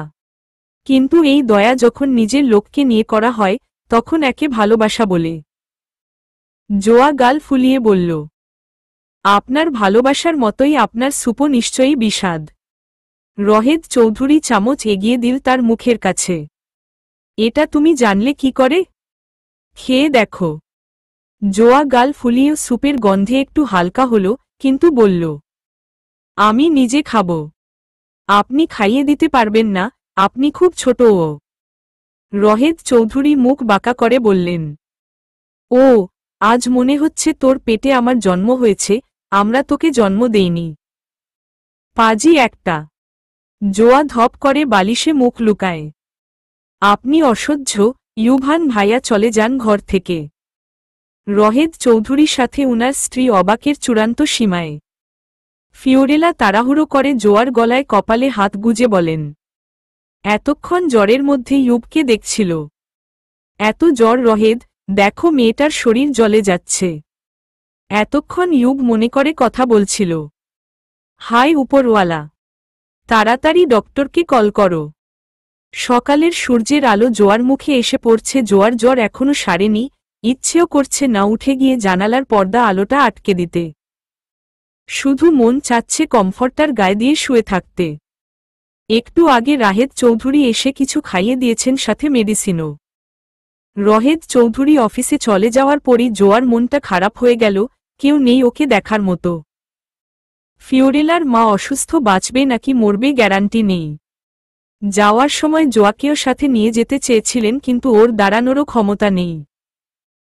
ইউভানের সাথে ফিওরেলার তেমন কথা না হলে একটু আগে কথা না বলে পড়লেন না। তোমার ঘরে কি আসতে পারি? ইউব কাটকাট গলায় বলল, আপনার হাসবেন্ডোর ঘর বাড়ি, আপনার অনুমতি নেওয়ার ব্যাপারটা হজম হল না মিস ফিওরেলা চৌধুরী। ইউব, আমি তোমার গুরুজন হই, সম্মান দিয়ে কথা বলো। গুরুজন না ছাই। বাই দা ওয়ে, কেন এসেছেন সেটা বলুন। আমার রুমে বেশিক্ষণ কাউকে এলাও করি না। আমি আজকের জন্য মায়ের বাসায় যাচ্ছি। তো? জোয়ার শরীর ভালো নেই, আমি বলেছি আমার সাথে যেতে, কিন্তু ও যাওয়ার অবস্থায় নেই। আমি কি করতে পারি? ও যদি। বলছিলাম তুমি তো আছো, একটু দেখে রেখো নিজের বোন হিসেবে। সরি, আমার কোনো বোন নেই। বোনের ফিলিংস কেমন আমি জানি না। আমার অন্য কিছু ফিলিংস হয় আপনার স্বামীর ভাইজিকে দেখলে, যদি চান তো। তোমার সাথে ফালতু তর্কের সময় নেই ইউব, সিরিয়াস হও প্লিজ। ওকে, কিন্তু ও যদি ওয়াশরুমে যেতে চায় আমি কি ধরে নিয়ে যাব? নির্লজ্জ ছেলে। ফিওরেলা চলে গেলেন জোয়াকে এক পলক দেখে, মন চাইছিল না যেতে। তখন থেকেই জোয়া একা একা আছে, হঠাৎ ভূতের ভয় মনে এসে বাসা বাঁধছে। আবার মনে হচ্ছে এই একা বাড়িতে মরে যদি পড়ে থাকে। প্রায় 2 ঘন্টা যাবৎ মনে নানান ভয় ঝেঁকে ধরেছে। জোয়ার পলক ফেলতেই লোডশেডিং হওয়ায় জোয়া জোরে চিৎকার দিয়ে ভূত ভূত বলে চেঁচামেচি করে খাট থেকে লাফ দিয়ে নেমে পড়ে, কিন্তু কিচ্ছু দেখা যাচ্ছে না। একটু এগিয়ে যেতে পারলেই জানালা। কেউ নেই ভাবতেই আরও ভয় জমা হলো মনে। ফ্লোরে হাঁটু ভাঁজ করে বসে মুখে লুকিয়ে কাঁদতে কাঁদতে জোয়া বলে, আমার খুব ভয় করছে বাবা, তুমি আমায় রেখে কেন চলে গেলে? হেঁচকি তুলে কাঁদছে জোয়া। হঠাৎ দরজার ফাঁক দিয়ে আলো আসলো, সাথে কারো উপস্থিতি টের পেল জোয়া। আনন্দে এক ঝটকায় ওঠে, কিন্তু মাথাটা চক্কর দিয়ে দেয়। জ্বরের কারণে কিছু খায়নি বেশি, এজন্য বোধ হয়। দৌড়ে গিয়ে দরজা খুলে বাহিরে ইউবকে দাঁড়িয়ে থাকতে দেখে এক পলক চেয়ে জড়িয়ে ধরে কাঁদো কাঁদো গলায় বলে, আমার খুব ভয় করছিল ইউব ভাইয়া। অন্ধকার রুমে শুধু মনে হয়েছিল ভূত মনে হয় হাঁটাহাঁটি করছে। কোনো দ্বিধা ছাড়াই ধরে রেখেছে ইউবকে। ইউভান এক হাত জোয়ার পিঠে রেখে জোয়ার মতো করে বলে, আমার খুব ভয় করছিল ইউব ভাইয়া। এক মুহূর্তে মনে হয়েছিল আপনার বুকে গিয়ে মুখ লুকিয়ে ভূতের নামে নালিশ করি। জোয়া মাথা হালকা তুলে বলে, মোটেও এমনটা ভাবিনি আমি, শুধু ভয়ের জন্য ভূতকেই মনে পড়ছিল। মোটেও এমনটা মনে হয়েছে। মাখনের সাথে আমাকেই মানায়, ভূতকে নয়। তাই আমিও চলে এসেছি। জোয়া ছেড়ে দিয়ে দরজার চৌকাঠেই বসে পড়ে, ভালো লাগছে না দাঁড়িয়ে থাকতে। ইউভানও হাঁটু গেড়ে বসে জিজ্ঞেস করে কি হয়েছে। কপালে ঘাড়ে হাত দিয়ে দেখে আগুনের মতো গরম। শরীর বেশি খারাপ লাগছে? জোয়া হ্যাঁ সূচক মাথা নাড়ে। হাত কচলাতে কচলাতে জোয়া নিচু স্বরে বলে, ভালো লাগছে না আমার, মাথা ঘুরছে। একটু এগিয়ে গিয়ে ইউভের বুকে মাথা রেখে 2 হাত বুকের সাথে ভাঁজ করে রাখে যেন ঠান্ডা না লাগে। জোয়ার অবস্থা দেখে মায়া হয় অনেক ইউভের। কিছু খেয়েছিস? মম, খেয়েছিলাম, ভালো লাগে না কিচ্ছু। কি খেতে ইচ্ছে করছে এখন? জোয়া একটু মাথা তুলে ইউভানের দিকে তাকিয়ে বলে, আপনাকে একদম প্রভাসের মতো লাগে ইউব ভাইয়া। হুমম, আমি বলছি তোর কি খেতে ইচ্ছে করছে? অন্যজনের সাথে আমার রূপ মিলাতে বলিনি গাধি। ইউব আর কিছু না বলে নিচে নিয়ে যায় কোলে করে। কিচেন রুমের সামনাসামনি লিভিং রুমে একটা ডিভানে শুয়ে গায়ের উপর কিছু রেখে চলে যায় ইউব কিচেনে। ইউভান কিচেনে ঢুকে ফ্রিজ খুলে দেখল কিছু মৌসুমি ফল, তরকারি এবং একপাশে রাখা কিছু মশলা। একটু ভাবল, তারপর দ্রুত কিছু বের করে নিল। জ্বরে আক্রান্ত জোয়ার জন্য গরম, সহজপাচ্য এবং মজাদার কিছু বানানোর পরিকল্পনা করল। শার্টের হাতা গুছিয়ে নিল। সিল্কি চুলগুলোকে আঙুল দিয়ে পেছনে রাখে বলে, পারফেক্ট। ডিমলেবুর স্যুপ। গলা এবং পেটের আরাম দিতে আর দ্রুত শক্তি যোগাতে এই স্যুপ উপযুক্ত। মুরগির হাড়ের স্টক বা পানিতে স্টক কিউব গুলে নেওয়া। একটা ডিম, লেবুর রস, লবণ, সামান্য গোলমরিচ, এক টুকরো আদা। স্টক ফুটতে দিল ইউভান। ডিমটা ভালো করে ফেটিয়ে স্টকে ধীরে ধীরে ঢালল, যেন সুতার মতো আকারে ছড়িয়ে পড়ে। লেবুর রস যোগ করল আর সামান্য গোলমরিচ ছড়িয়ে দিল। আদার ফালি দিয়ে কয়েক মিনিট রেখে নামিয়ে নিল। সহজ খাবারের জন্য ভাতের সাথে মুসুর ডাল রান্না করে একটু ঘি আর লেবু দিল। একটু পর ডাল ভাতের বাটির পাশে স্যুপ নিয়ে গ্লাসে ঠান্ডা পানি রেখে জোয়ার পাশে এসে বসল। মাখন, নে খা। ভূতের ভয়ে রানীর মতো সেবা পাচ্ছিস।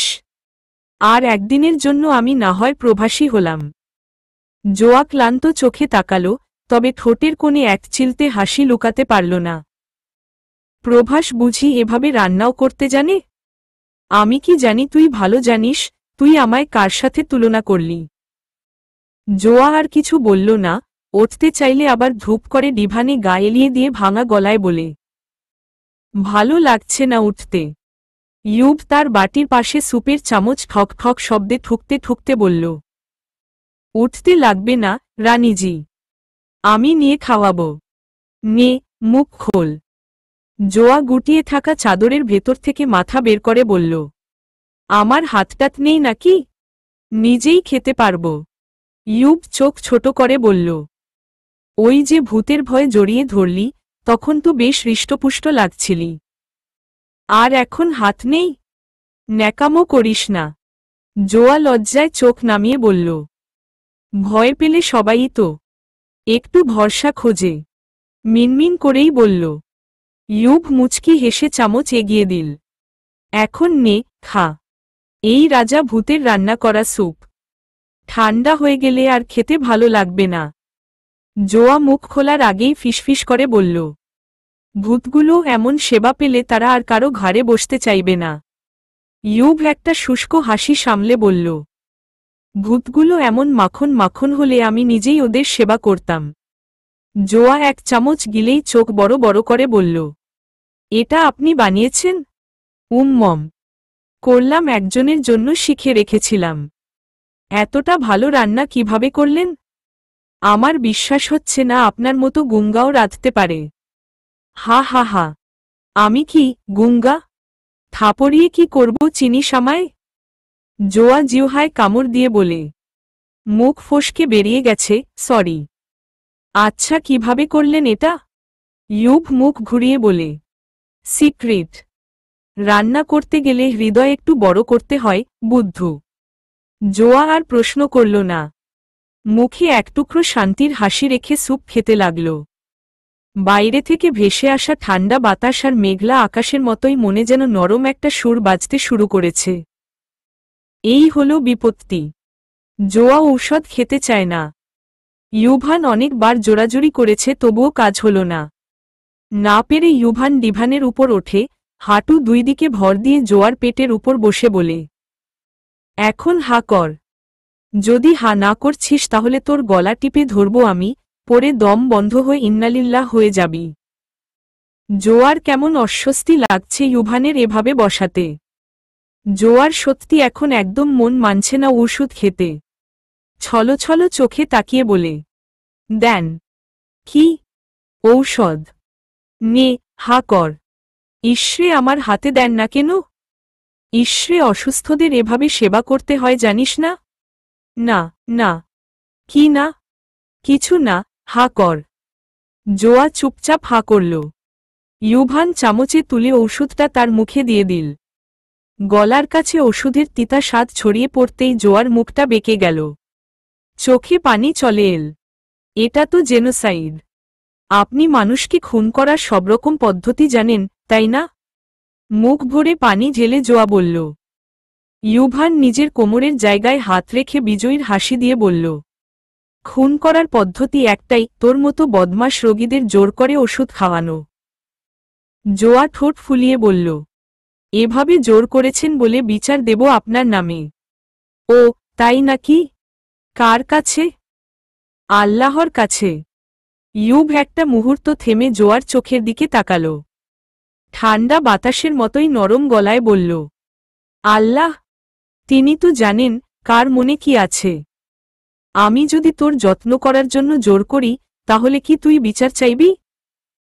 ইউভান কমফর্টার সরাতেই জোয়ার উন্মুক্ত পেটের দিকে নজর গেল ইউভের। কমফর্টারের ভিতরেই অসতর্কতাবশত ফ্রকটা সরে গিয়েছে হয়তো। ইউব শুষ্ক ঢোক গিলে তাড়াতাড়ি কমফর্টার দিয়ে শরীরটা ভালো করে ঢেকে দিয়ে বলে, এখানেই ঘুমা। জোয়া লজ্জা পেয়ে কমফর্টার দিয়ে মুখ লুকিয়ে ফেলে। জোয়া কোনো কথা বলল না, চুপ করে রইল। ইউব হাসল। আচ্ছা শোন, আর কোনো ন্যাকামো করবি না, ওষুধ খেয়েছিস। এখন একটা কাজ কর, শুয়ে থাক। আমি পাশেই থাকব, ভূত আসলে ধমক দেব। জোয়া মুখ তুলে বলল, ধমক দিলে ভূত ভয় পায়? পায়। আর ভূতের মতো বদমাশ মেয়েদেরও পায়। জোয়ার ঠোঁটের কোণে হাসি খেলে গেল। তাহলে আজ? ইউভের চোখে দুষ্টু আলো। ঘুম পাড়াব। তবে মাখন আগে মিষ্টি একটা হাসি দে। জোয়া গুটিয়ে থাকা চাদর থেকে মুখ বের করে হাসল। এই নাও, দিলাম হাসি। এইবার ঠিক আছে। ইউব বলল, এখন ভূতের রাজ্যে গিয়ে স্বপ্ন দেখ। ভালো স্বপ্ন। রাতে বৃষ্টি হল। ভেতরে উষ্ণতার এক আভাসে ঘুমিয়ে পড়ল দুইটি নিঃশব্দ হৃদয়ে। রাত গভীর। আকাশ জুড়ে মেঘের চাদর, তারাদের আলো ঢাকা পড়েছে। মৃদু বাতাস কাচের জানালায় কড়া নাড়ছে, যেন কেউ প্রবেশের অনুমতি চাইছে। বাইরে পা টিপে টিপে হেঁটে যাওয়া রাতজাগা বিড়ালের মতোই নিঃশব্দে সময় এগিয়ে যাচ্ছে। চারদিকে অদ্ভুত নীরবতা, মাঝে মাঝে শোনা যায় দূর থেকে ভেসে আসা একটুখানি ঝিঝি পোকার ডাক। ঘরের কোণে রাখা পুরনো দোলনা হালকা দুলছে, হয়তো বাতাসের খেলা, কিংবা অন্য কিছু। লিভিং রুমে আলো জ্বলছে মৃদু। সোফার গায়ে সাদা শিফনের পর্দা দোল খাচ্ছে। হালকা তামাটে গন্ধ বাতাসে ভাসছে, অজানা আতঙ্কের একটা পরশ যেন জায়গাটাকে গ্রাস করেছে। ঘড়ির কাঁটা ঠিক 11টার ঘর ছুঁই ছুঁই করছে, আর কাঁটার প্রতিটি চলাফেরা যেন অস্থিরতা বাড়িয়ে দিচ্ছে। এই রাতের গভীরতায়, যে শব্দগুলো এতদিন আপন ছিল, আজ তারা বড্ড অচেনা, বড্ড ভারী লাগছে। এই নিস্তব্ধতার মধ্যে হঠাৎ কাঁচ ভাঙার মতো একটা আওয়াজ যেন আয়রার বুকের ভিতরটাকে দুমড়ে মুচড়ে দিল। শিরদাঁড়া বেয়ে শীতল স্রোত নেমে এলো। কিছু একটা অজানা, অদেখা, বাতাসে ভারী হয়ে উঠেছে। রক্তের গন্ধ পাওয়া যাচ্ছে, মৃদু হলেও স্পষ্ট। লিভিং রুমে কারো উপস্থিতি টের পেয়ে ঘাবড়ে গেল আয়রা। সচরাচর এই সময়ে কেউ আসে না। এমনকি কেউ না। তাহলে কে আসলো? দেখার জন্য আয়রা কিচেন থেকে পা টিপে টিপে একটু এগিয়ে আসলো। কিন্তু লিভিং রুমে কাউকেই দেখতে পেল না, বরং কয়েক ফোঁটা রক্ত দেখতে পেল। তাড়াহুড়ো করে রুমে গেল। এসকে দাঁড়িয়ে আছে দরজার দিকে তাকিয়ে। আয়রা তেজি কণ্ঠে বলল, প আপনার কি হয়েছে? শার্টে রক্ত কিসের? এসকে আমার এসব দেখলে মাথা ঘুলিয়ে আসে। এসকে শীতল কণ্ঠে বলে, আমার কিছু হয়নি জানেমান। অন্য কারো কিছু হয়েছে, আমার হাতে শুধু একটু ব্যথা পেয়েছি ব্যাস। কেন, অন্য কারো কি হয়েছে? আপনি সাইকোদের মতো আচরণ কেন করেন? সরি বেইবি, আমার জিনিসে কেউ নজর দিলে এমনই হবে। নজর মানে? আয়রা জিজ্ঞেস করল। আয়রা ইতালি একটা ইউনিভার্সিটির লেকচারার, ইংরেজি সাহিত্য বিভাগের সবচেয়ে তরুণ শিক্ষিকা। আজ সন্ধ্যায় ক্লাস শেষে বাসায় ফেরার পথে ওর দিকে তাকিয়েছিল এক অচেনা যুবক। সে গাড়িতে উঠছিল তখন। একটা অদ্ভুত অস্বস্তি বোধ করেছিল আয়রা, যেন কেউ ওকে পেছনে থেকে পর্যবেক্ষণ করছে। একটা সময় তাকিয়ে দেখে যুবকটা একটা সিগারেট হাতে দাঁড়িয়ে ওর দিকে নির্লজ্জের মতো চেয়ে আছে।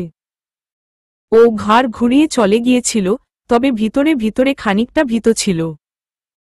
ছেলেটাকে দেখে বিদেশীই মনে হচ্ছিল। এই ঘটনার কথা এসকে বলার প্রয়োজন মনে করেনি আয়রা, কারণ সে জানে এসকের রাগের কোনো সীমা নেই। এসকে কখনো সাধারণ মানুষের মতো আচরণ করে না। তার রক্তে কেমন যেন ভয়ঙ্কর উন্মাদনার ছাপ। নিজের ভালোবাসার জিনিসে কারো নজর গেলেই তার ভেতরে যে অন্ধকার লুকিয়ে থাকে, সেটার ছায়া পুরো পৃথিবী গ্রাস করতে চায়। নজর মানে? কেউ তাকালেই নজর হয়ে যায়? এসকের মুখে হালকা হাসির আভাস। শীতল দৃষ্টিতে আয়রার চোখে চোখ রেখে বলে, নজর হোক আর যাই হোক, তোমার দিকে কেউ তাকাতেও পারবে না মেরি জান। আয়রা গলা শুকিয়ে এলো। ঠোঁট কামড়ে বলল, কি করেছেন আপনি? এসকে ধীর পায়ে এগিয়ে এসে ওর ঘাড়ের উপর হাত রাখে, চোখে মুখে স্থির শীতলতা। কিছু না, বেবি। তাকে বুঝিয়ে দিয়েছি। এই চোখ দিয়ে এখন আর কারো দিকে তাকাবে না। আপনি তাকে মারলেন। ও মারা যায়নি। তবে বাঁচতেও পারবে না। হাত ভেঙে ফেলেছি। চোখে সামান্য কিছু বালি ঢুকিয়ে দিয়েছি। আমার খাবারের দিকে তাকানোর মাসুল কিভাবে দিতে হয় বুঝিয়ে দিলাম। আয়রার শ্বাস বন্ধ হয়ে আসে। বুকের ভেতর ধরফর করতে থাকে। এটাই তো ছিল তার ভয়। এসকের পাগলপাড়া ভালোবাসা, যে ভালোবাসা আগুনের মতো, যতটা উষ্ণ ততটাই সর্বগ্রাসী। আয়রা করুণ কণ্ঠে বলল, এসকে একটা কথা বলবো আপনাকে? বেবি, তুমি একটা কেন 100টা বলো। তোমার জন্য অনুমতি আছে সব সময়। বলতে বলতে কালো হুডি থেকে একটা ধারালো ছুরি বের করে, সাথে সাথে আয়রা চিৎকার দিয়ে ওঠে। ভয় কাঁপছে দেখে এসকে দ্রুত পায়ে হেঁটে যায় আয়রার কাছে। আয়রাকে জড়িয়ে ধরে বলে, ভয় পায় না জান, এটা তেমন কিছু না। শান্ত হও একটু প্লিজ। আমার দিকে তাকাও, এটা সরিয়ে ফেলেছি। আর নেই এই দেখো। Sorry sorry, I'm really sorry Mary জান। এক হাতে আয়রার চুলে বিলি কেটে দিচ্ছে, আরেক হাতে পিঠ চাপড়ে বলে, সরি, আর কখনো তোমার চোখের সামনে এসব আনব না।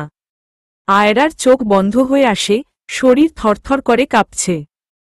এশকের আলতো হাতে মাথায় বিলি কাটার ছোঁয়া যেন এক মুহূর্তের প্রশান্তি আর সাইমালটেনিয়াসলি ভয় জাগিয়ে তোলে।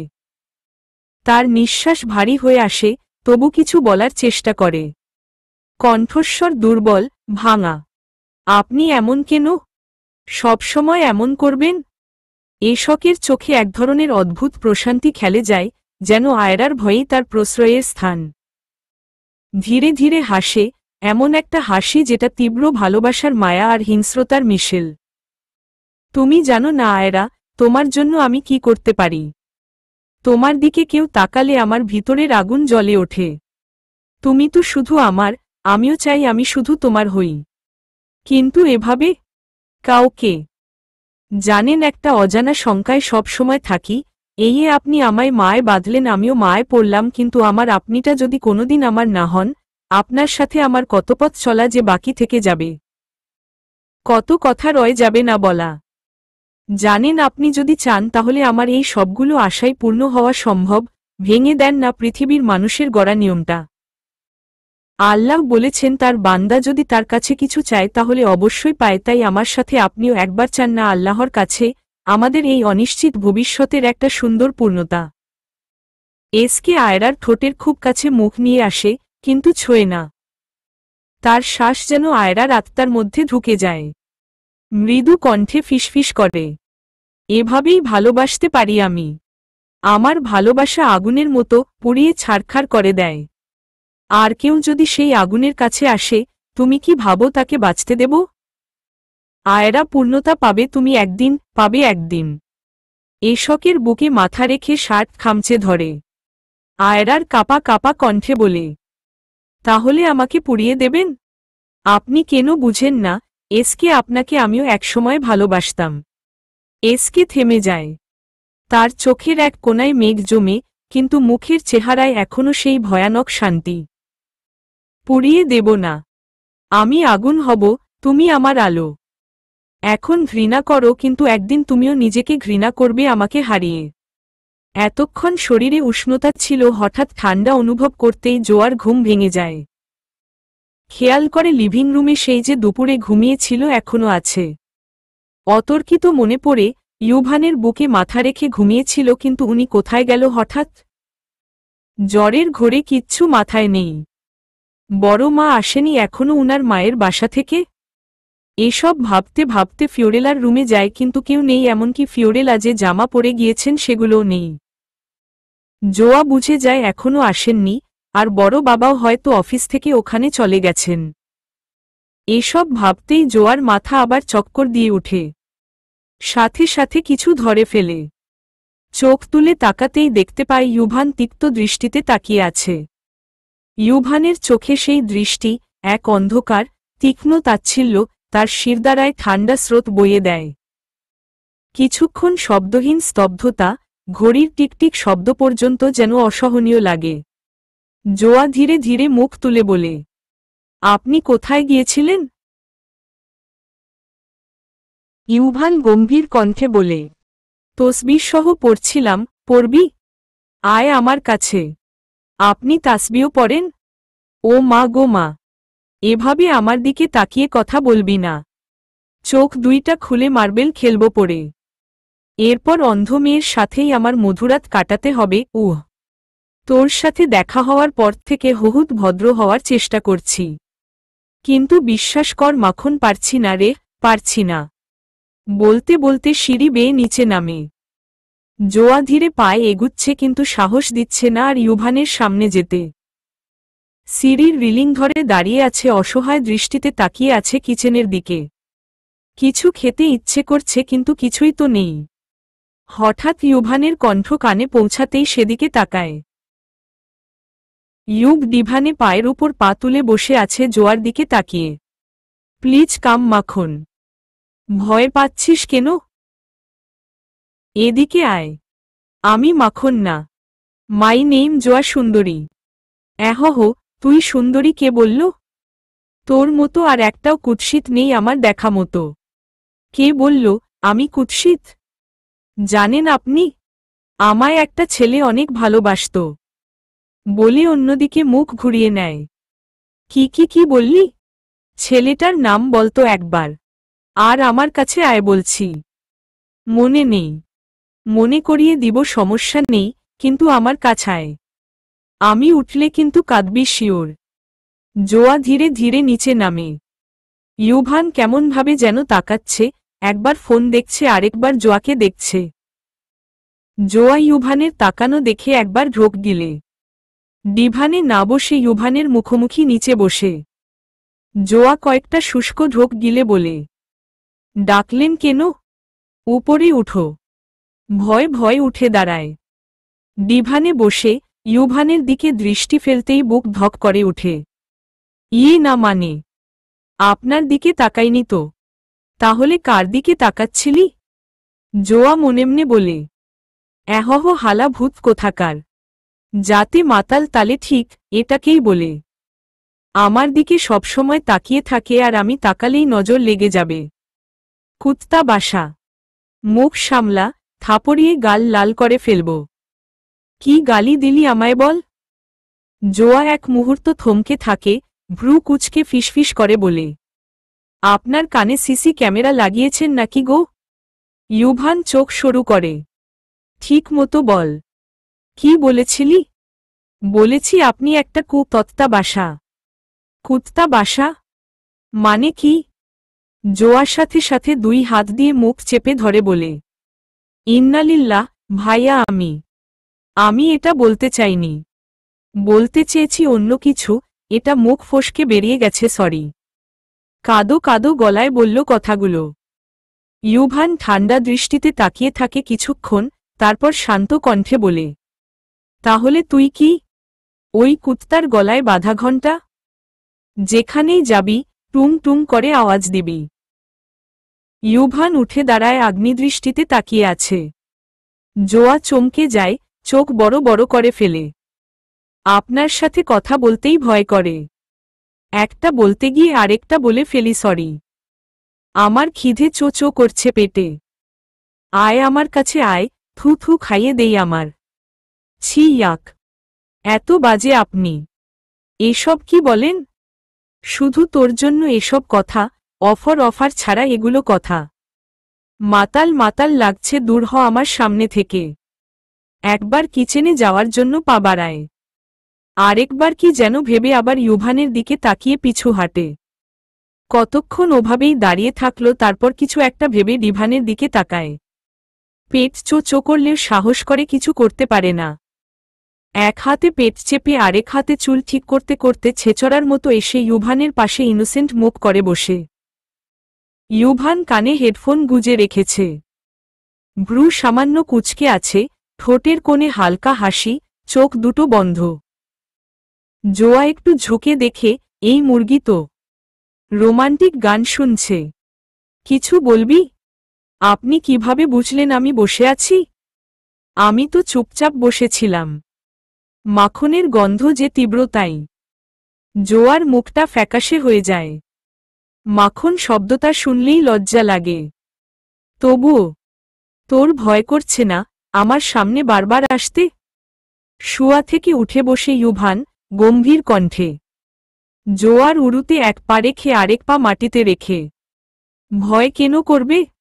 ভয় তো আমি ভূতকে পাই, মানুষকে না। আর বারবার আমাকে খোঁটা দিচ্ছেন কেন? বড় মা আর বড় বাবা থাকলে কি আপনার সামনে বসতাম? তুই আর আমি কিন্তু একা একা আছে জয়া। এই জয়াটা আবার কে? তাহলে জোয়া আবার কেমন নাম? তার চেয়ে বরং আমি মাখন ডাকি, কেমন? কিন্তু কথা সুন্দর ঘুরাতে শিখেছিস। খারাপ না। কোথায়? ওই যে বললাম, তুই একা আছিস আমার সাথে। চাইলেই কিন্তু। মেরে ফেলবেন আমায়? আমি এরকম অনেক মুভিতে দেখেছি ইয়োগ ভাইয়া। মাইরেন না আমায়। মারব না একটা শর্তে। কি শর্ত? একটা চুমু দে।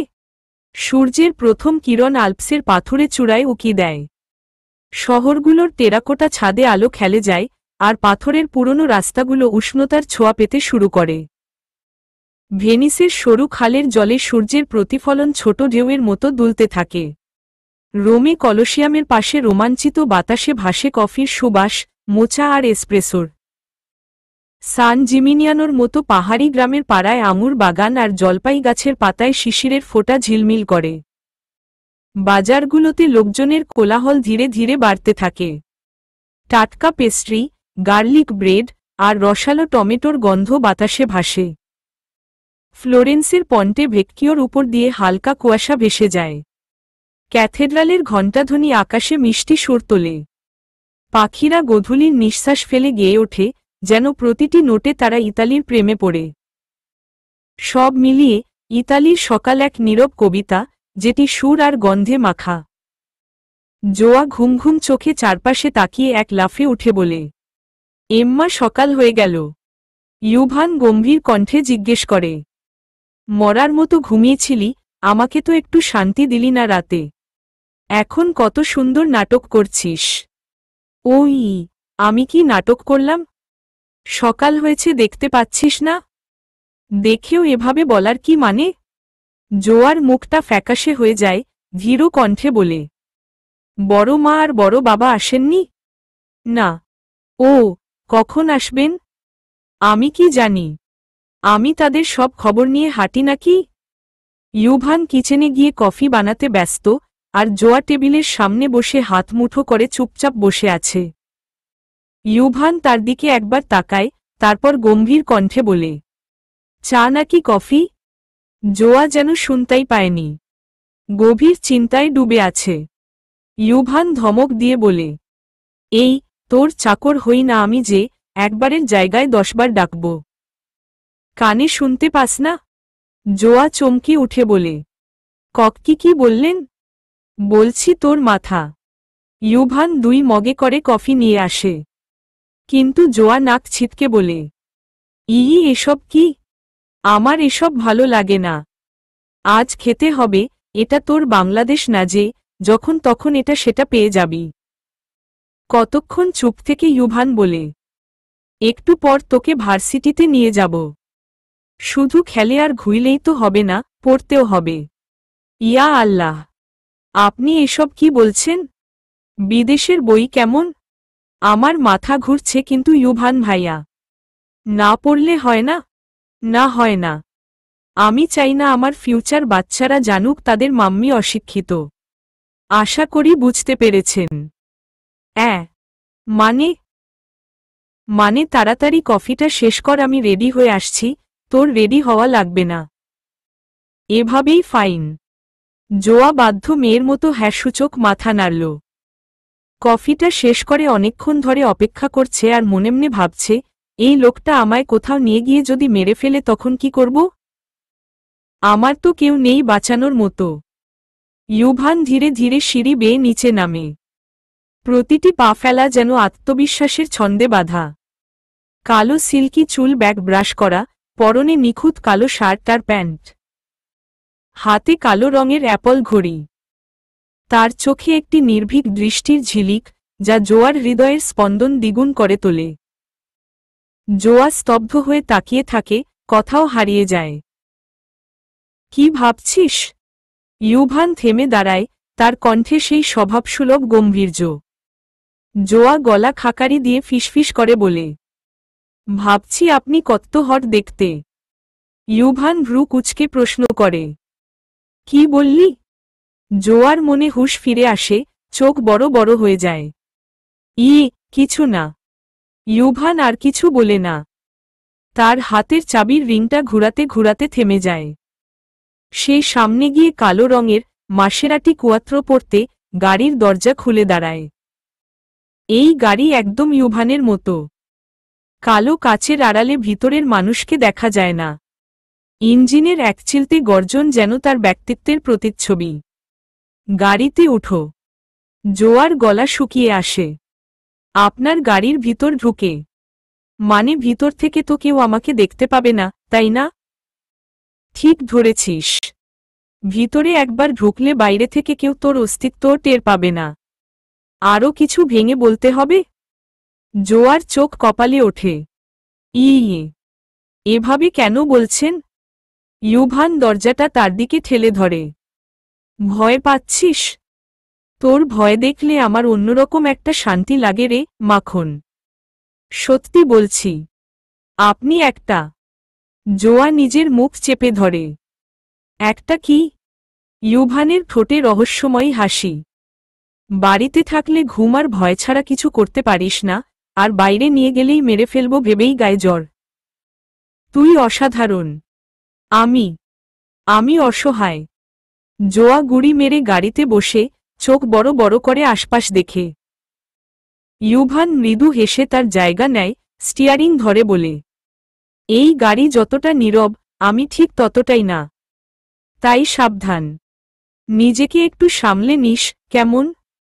গাড়ির ইঞ্জিনের গর্জন আর ইউভানের চোখের রহস্যময়তা যেন সেই সকালে শুরু হওয়া এক অদ্ভুত গল্পের প্রস্তাবনা। আচ্ছা, আমাকে কোথায় নিয়ে যাচ্ছেন? যেখানে তোকে মেরে ফেললেও কেউ খুঁজে বের করতে পারবে না। জোয়া কাদো কাদো কণ্ঠে বলল। আপনি এসব কেন বলেন? আমার খুব ভয় করে এমন কথা শুনলে। তোকে কাদাতে আমার বেশ লাগে জানিস। জোয়া আর কিছু না বলে ইউভানের থেকে মুখ ফিরিয়ে নিল। জোয়া মুখ ঘুরিয়ে জানালার বাইরে তাকায়। রাস্তায় ছড়ানো সোনালি আলো, গাছে গাছে শিশির ভেজা পাতা, আর আকাশে মৃদু মেঘের দল। মৃদু বাতাসে পাতা দুলছে, সূর্যের আলোর ফোঁটা যেন মাটিতে সোনার ঝিকিমিকি আঁকছে। মিনমিন করে বলল, বাহিরের দৃশ্য আপনার মুখের কথার চেয়ে অনেক সুন্দর। ইউভান আর কথা বাড়াল না, গাড়ির স্পিড বাড়িয়ে কাউকে ফোন করে বলল, আমি আসছি আর 5 মিনিট। ওপাশ থেকে কেউ একজন বলল, আচ্ছা তাড়াতাড়ি আয়, আমি ওয়েট করছি অনেকক্ষণ ধরে।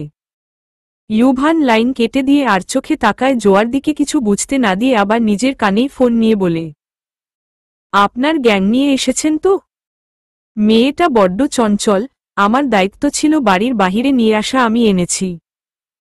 আপনারা আমার টাকা দিয়ে দিবেন, মেয়ে নিয়ে যাবেন, ওকে? জোয়ার চক্ষু ঝাপসা হয়ে গেল এক মুহূর্তে। অবাক হয়ে, ভয়, কি বলবে কিছু বুঝতে পারছে না। আধো আধো কণ্ঠে বলল, আপনি আমাকে কোথায় নিয়ে যাচ্ছেন? বড় বাবা বড় মা ঠিকই বলেছে, এ দেশের কাউকে যেন আমি বিশ্বাস না করি। কথাটা ডুকরে কেঁদে উঠল জোয়া। ইউভান গাড়ি আকস্মিক দাঁড় করাই হাইওয়েতে। ইউভান ঘাড় ঘুরিয়ে জোয়ার দিকে তাকায়, চোখ দুটো আগুনের মতো জ্বলছে। ঠোঁটের কোণে এক চিলতে হাসি, কিন্তু সে হাসিতে কোনো মমতা নেই, শুধু ঠান্ডা, তীক্ষ্ণ বিদ্রূপ। তুই ভীষণ বোকা, মাখন। জোয়ার কাঁপতে থাকা ঠোঁট থেকে শুধু একটা শব্দ বের হয়, আপনি? হ্যাঁ, আমি। ঠিক শুনছিস। তোর এই কান্না আর কাঁপুনি দেখলে আমার কি যেন করতে ইচ্ছে হয়। জানিস, ভয় আর চোখের জল কত সহজে মানুষকে ভেঙে ফেলে। তোকে তো শুধু বের করে আনার কথা ছিল, কিন্তু এখন দেখছি তোকে নিয়ে একটু খেলা জমাতে পারি। খখক। খেলা? জোয়ার কণ্ঠে দম বন্ধ হয়ে আসা আতঙ্ক। ইউভান ধীরে ধীরে ঝুঁকে পড়ে, তার মুখটা এত কাছে যে জোয়ার নিঃশ্বাস থেমে যায়। গালে টুপ করে একটা চুমু খেয়ে বলে, খেলা। সত্যি জানিস তো, আমি খুবই ভালো খেলোয়াড়। আপনি এমন করবেন না, প্লিজ। ইউভান হঠাৎ গম্ভীর হয়ে যায়। তার ঠোঁট থেকে মৃদু একটা দীর্ঘশ্বাস বেরোয়। তার চোখের গভীরে ঝাপসা কোনো স্মৃতি যেন দপদপ করে। সে পেছনে হেলান দিয়ে জানালার বাইরে তাকায়। তারপর তার কণ্ঠের ধার নরম হয়ে আসে, যেন পাহাড়ি ঝর্ণার ওপর নেমে আসা মেঘ। আমার খেলা তোকে নিয়ে না, জোয়া। তোর কি মনে হয় আমি তোর কোনো ক্ষতি করব? আমি শুধু দেখছিলাম কতটুকু ভয় পেতে পারিস। জোয়া ছলছল চোখে তাকিয়ে আছে ইউভানের দিকে। আর একটু সময় হলেই দম বন্ধ হয়ে যেত ওর। কিছুক্ষণের জন্য মনে হয়েছিল এটা গতকালের ইউব ভাইয়া না। আপনি আমার সাথে এমন মজা করবেন না। আমার খুব ভয় লাগে। ঠিক আছে। ইউভান এক মুহূর্ত থেমে যায়, তারপর নিচু স্বরে বলে, একটা কথা বলবো তোকে। গাড়িটা আবার গতি নেয়, হাইওয়েতে ছুটে যায়। জোয়া চুপচাপ বসে থাকে। তার বুকের ভেতর দম আটকে আছে, আর মাথার ভেতর দৌড়াচ্ছে শত শত অজানা হাবিজাবি চিন্তা ভাবনা। আয়রা দাঁড়িয়ে আছে ক্যাম্পাসের বাহিরে। গাড়ি থেকে বের হয়ে আয়রাকে জড়িয়ে ধরে বলে, কেমন আছিস? ভালো, তুই? ভালোই। সম্রাট আসেনি? রাতে ফোন দিয়েছিলাম। না, ওর কি জানি কাজ আছে। আচ্ছা বাদ দে এসব, মহারানীকে নিয়ে চলায়। আয়রা গাড়ির দরজা খুলে জোয়াকে দেখে হাসল। এই যে নতুন অতিথি, গাড়িতে বসে বসে দিন গুনছ নাকি? ইউভান গাড়ির দরজা লাগিয়ে আয়রার দিকে তাকিয়ে চোখে ইশারা করে বলল, তুই তো আমার থেকে ভালো জানিস সব নিয়মকানুন। এক কাজ কর, তুই ওকে হ্যান্ডেল কর। আয়রা মাথা ঝাঁকিয়ে হেসে বলল, সমস্যা নেই। চলো, জোয়া। অ্যাডমিশন অফিসের ভেতর। আয়রা এক হাতে জোয়াকে সামলে সামলে নিয়ে গেল। ভার্সিটির বড় করিডোরের মেঝে জুড়ে কাচের আলোর ছটা, দেওয়ালে ঝুলে থাকা ছবিগুলোয় ইতালির বিখ্যাত শিক্ষকদের মুখ। জোয়ার চোখে সব যেন ঘুরছে। এই যে এখানে বসো। ফর্ম আনতে যাব। কিচ্ছু ভাবনা না, সব ঠিক হয়ে যাবে। ইউভান আয়রার পিছনে পিছনে এসে বলল, আয়রা, খেয়াল রাখিস যেন সব ডকুমেন্ট ঠিকঠাক থাকে। ওর পাসপোর্ট আর আইডি আমার কাছে। আয়রা ফর্ম নিয়ে ফিরে এসে বলল, এগুলো ফিল আপ করতে হবে। নাম, জন্ম তারিখ, আর সাবজেক্ট প্রেফারেন্স। কেয়ারফুলি লিখো। এখানে কোনো ভুলচুক চলবে না। জোয়া একটুও মাথা তুলল না। চোখ নিচু করে লিখতে শুরু করল। আয়রা একপাশে দাঁড়িয়ে মুচকি হেসে ইউভানের দিকে তাকিয়ে বলল, তোর চয়েস আছে দোস্ত, এই মেয়েটা পুরোই অন্যরকম। একদম শান্ত। ইউভান চোখ ঘুরিয়ে বলল, এটাই ভালো। বেশি চঞ্চলতা আমার পছন্দ না। ফর্ম জমা দেওয়ার পর আয়রা বলল, পরের স্টেপ মেডিকেল চেকআপ আর ক্লাস টাইম টেবিল নেওয়া। একদিনেই সব হয়ে যাবে না। আজকের মতো এটুকুই। বাহিরে আসার সময় ইউভান জোয়ার হাত ধরল। তোর কোনো সমস্যা হলে আমাকেই জানাবি। আমি ছাড়া কেউ তোকে বুঝবে না, গ্যারান্টি দিয়ে বললাম। জোয়া মৃদু হাসল। আপনাকে ধন্যবাদ। ইউভান হাসল, কিন্তু কিছু বলল না। চল, এখন একটু ঘুরে আসি। শহরের পরিচয় তো দেওয়া হলো না এখনো। জোয়া খুশিতে গদগদ হয়ে বলল, সত্যি? কতদিন হয় কোথাও ঘুরে ফিরি না। ইউভান অন্যদিকে মুখ করে ঠোঁট কামড়ে বলল, ঘুরাবো সারা শহর, তার আগে একটা জিনিস চাইব, দিবি? কি চাইবেন? দেওয়ার মতো হলে দিব অবশ্যই। গতকাল যেটা চেয়েছিলাম ওইটা। আজ না দিলে আমিও বাসায় চলে যাব। এই না না, দিব তো। লজ্জায় অন্যদিকে মুখ ঘুরিয়ে নেয় জোয়া। ইউভান বুঝতে পারে সে লজ্জা পাচ্ছে। দুই হাত দিয়ে জোয়াকে নিজের দিকে ঘুরিয়ে নিয়ে বলে, তাকা আমার দিকে। এভাবে চোখ বন্ধ করে রাখিস না প্লিজ, অন্য কিছু ফিল করি আমি। কোথায় দিতে হবে? তোর যেখানে ইচ্ছে। শার্ট খুলতে হবে নাকি? জোয়া শরম পেয়ে দৌড়ে গাড়ির দরজা খুলে উঠে যায়। ইউভান পিছনে পিছনে গিয়ে ড্রাইভিং সিটে বসে বলল, ঠিক আছে, বাসায় যাচ্ছি। আকস্মিক, জোয়া তার এক গালে হাত রেখে অন্য গালে আলতো করে চুমু খেয়ে বলে, এবার নিয়ে চলুন। আচ্ছা, একটা কথা জিজ্ঞেস করি? ইউভান শান্তভাবে তাকিয়ে বলল, একটা না 100টা জিজ্ঞেস কর, সবগুলোরই উত্তর পাবি। জোয়া নিচু স্বরে বলল, আপনি তো ছোটবেলা থেকে বিদেশে থাকেন। আচ্ছা, বিদেশি মুসলমান ছেলেদের কি মুসলমানি হয়? আপনারও কি হয়েছে? গাড়ি চলতি অবস্থায় কথাটা জিজ্ঞেস করাই ইউভান হঠাৎ ব্রেক কষে। জোয়া সামনের দিকে পড়ে যেতে নিলে ইউভান এক হাতে তাকে আগলে নেয়। একদম সহজ প্রশ্ন করলি, মাখন। Very simple. তারপর মুচকি হেসে বলল, আমারটা নিয়ে অত কৌতূহল থাকলে বল, দেখিয়ে দিই। খুলব প্যান্টের স্প্রিং? জোয়া এক মুহূর্তে যেন আগুনের তাপে জ্বলে ওঠে। ইস, এভাবে কথা বলবেন না ইউব ভাইয়া। লজ্জায় গাল টকটকে লাল হয়ে যায়, মুখ নিচু করে ফিসফিসিয়ে বলল, আপনিও না? আমি তো শুধু জানতে চেয়েছিলাম। ইউভান হেসে বলল, তুইও না, জোয়া। তোর মতো কমেডি আমি জীবনে দেখিনি। ইতালির সময়ে দুপুর বেলা, গাড়ি চলছে। জোয়া লজ্জা লজ্জা মুখ করে বাহিরের দৃশ্য দেখছে, এ মুহূর্তে ইউভানের দিকে তাকানোর অবস্থায় নেই। গাড়ির ভেতর নিস্তব্ধতা। রোদের আলো জানালার কাছে ধাক্কা খেয়ে ছড়িয়ে পড়ছে। জোয়া ম্লান হাসি নিয়ে বাইরে তাকিয়ে আছে। চুপচাপ বসে থাকলেও তার ভিতরে এক ঝড় চলছে। গাড়ির গতি যেন তার মনের অস্থিরতার প্রতিচ্ছবি। ইউভান একটা হাত স্টিয়ারিংয়ে রেখে আরেক হাতে প্লেবাটন চাপল। মুহূর্তে ভেসে এল ব্যাড বয় গানের তালে তাল মিলাল ইউভানেরও কণ্ঠস্বর। গানটা বেজে উঠতেই জোয়া এক ঝটকায় ফিরে তাকাল। এটা কি বাজালেন? তোর জন্যই বাজালাম, তুই তো একটা গুড গার্ল, আর আমি, সে তো বলাই বাহুল্য। ইউভান শয়তানি হাসি হাসল। তার ঠোঁটের কোণে খেলা করা সেই হাসি দেখে জোয়া গলা নামিয়ে বলল, এমন গান শুনে শুনেই ঠোঁটকাটা মুখকাটা হয়েছেন। নিজেকে কি ভাবেন? হ্যাঁ, আমি কিছু ভাবি না। তবে তুই ভাবছিস সেটা দেখে বেশ মজা পাচ্ছি। শান্ত কণ্ঠে বলল সমনের দিকে তাকিয়েই। গান চলতেই থাকল, গাড়ি পাহাড়ি পথ ধরে উপরে উঠতে লাগল। চারপাশে সবুজে মোড়া পাহাড়, বাতাসে ভেসে আসা ফুলের মিষ্টি গন্ধ। রোদ যেন এক ছায়াময় গল্প আঁকছে রাস্তার দুই ধারে। জোয়া মুগ্ধ চোখে সেই দৃশ্যের দিকে তাকিয়ে বলল, আমরা কি আসলেই কোথাও ঘুরতে যাচ্ছি? ইউভান চোখ সরিয়ে একবার তার দিকে তাকাল। তার চোখের চাহনি এমন যে জোয়ার বুকের ভেতর ধুকধুক শুরু হয়ে গেল। আমার সঙ্গে কোথাও যাওয়া মানে সবসময় কিছু একটা ঘটবে। প্রস্তুত তো? জোয়া তার ঠোঁট কামড়ে হাসি লুকাল। আচ্ছা, যাই ঘটুক, আমি আজ কিছু বলবো না। সোজা ধাক্কা মেরে ফেলে দিব পাহাড়ের নিচে। হে।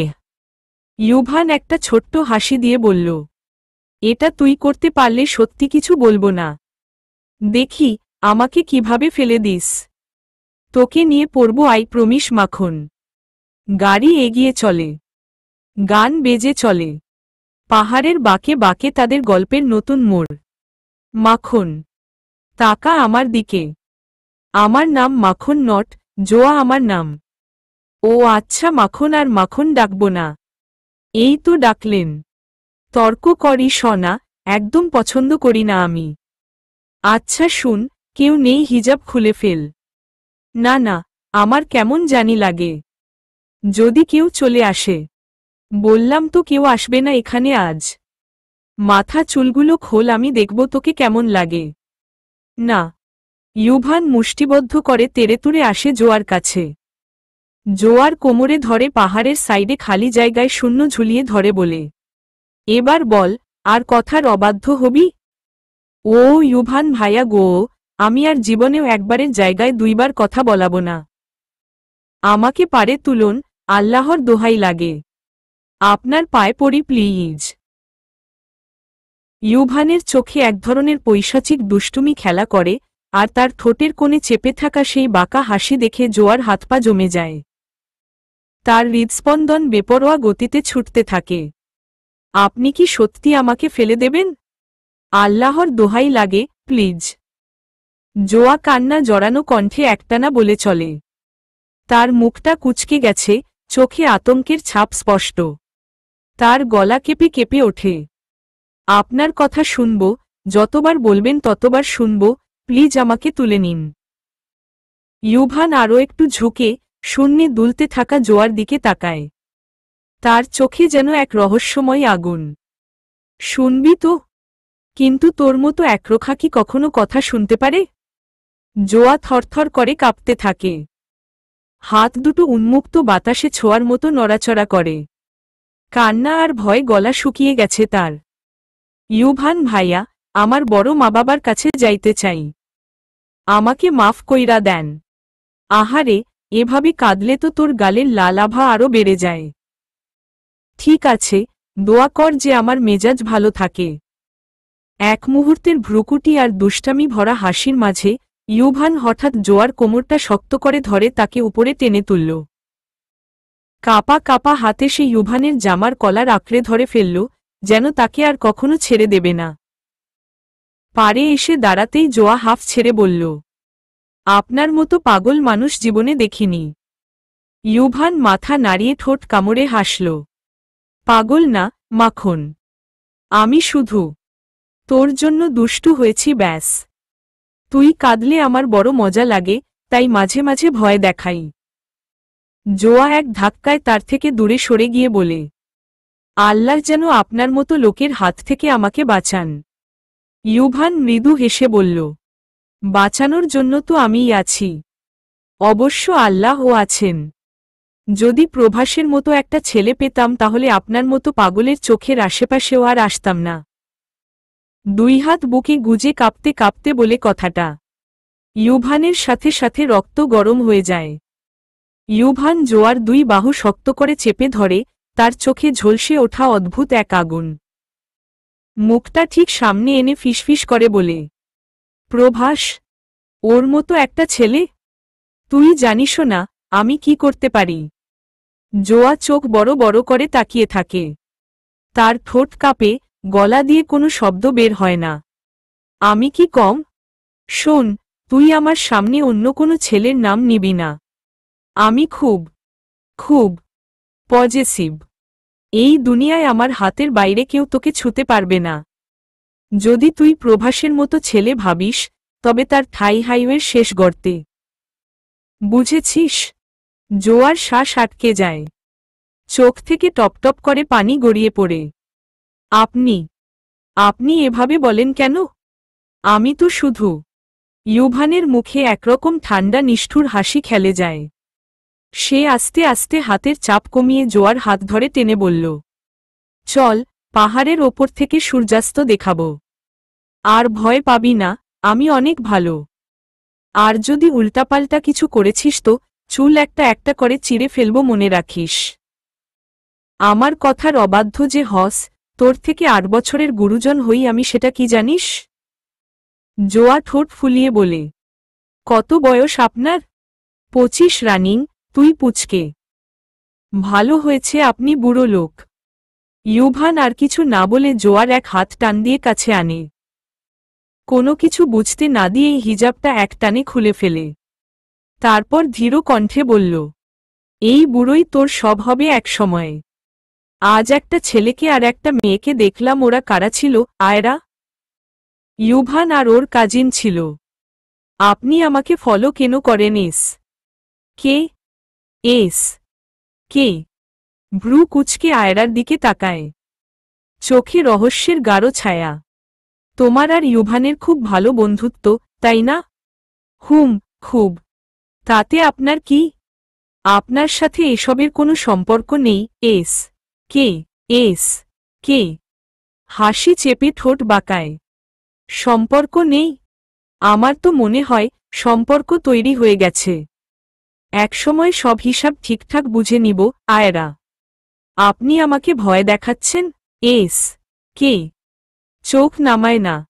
ভয় না, আমি কেবল আগ্রহী। আমি যা চাই সেটা ঠিকই পাই। আয়রার মুখে দৃঢ়তার ছাপ ফুটে ওঠে। আপনি যা ভাবছেন তা কখনো হবে না। ইউভান আমার বন্ধু। আপনি কেন তাকে নিয়ে মাথা ঘামাচ্ছেন?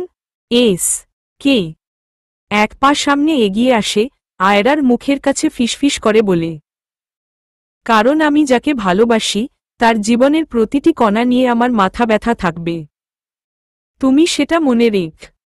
আয়রা পেছনে সরে যায়, চোখে আতঙ্ক আর অপমান মিশে। আপনি একজন বাজে চিন্তার মানুষ।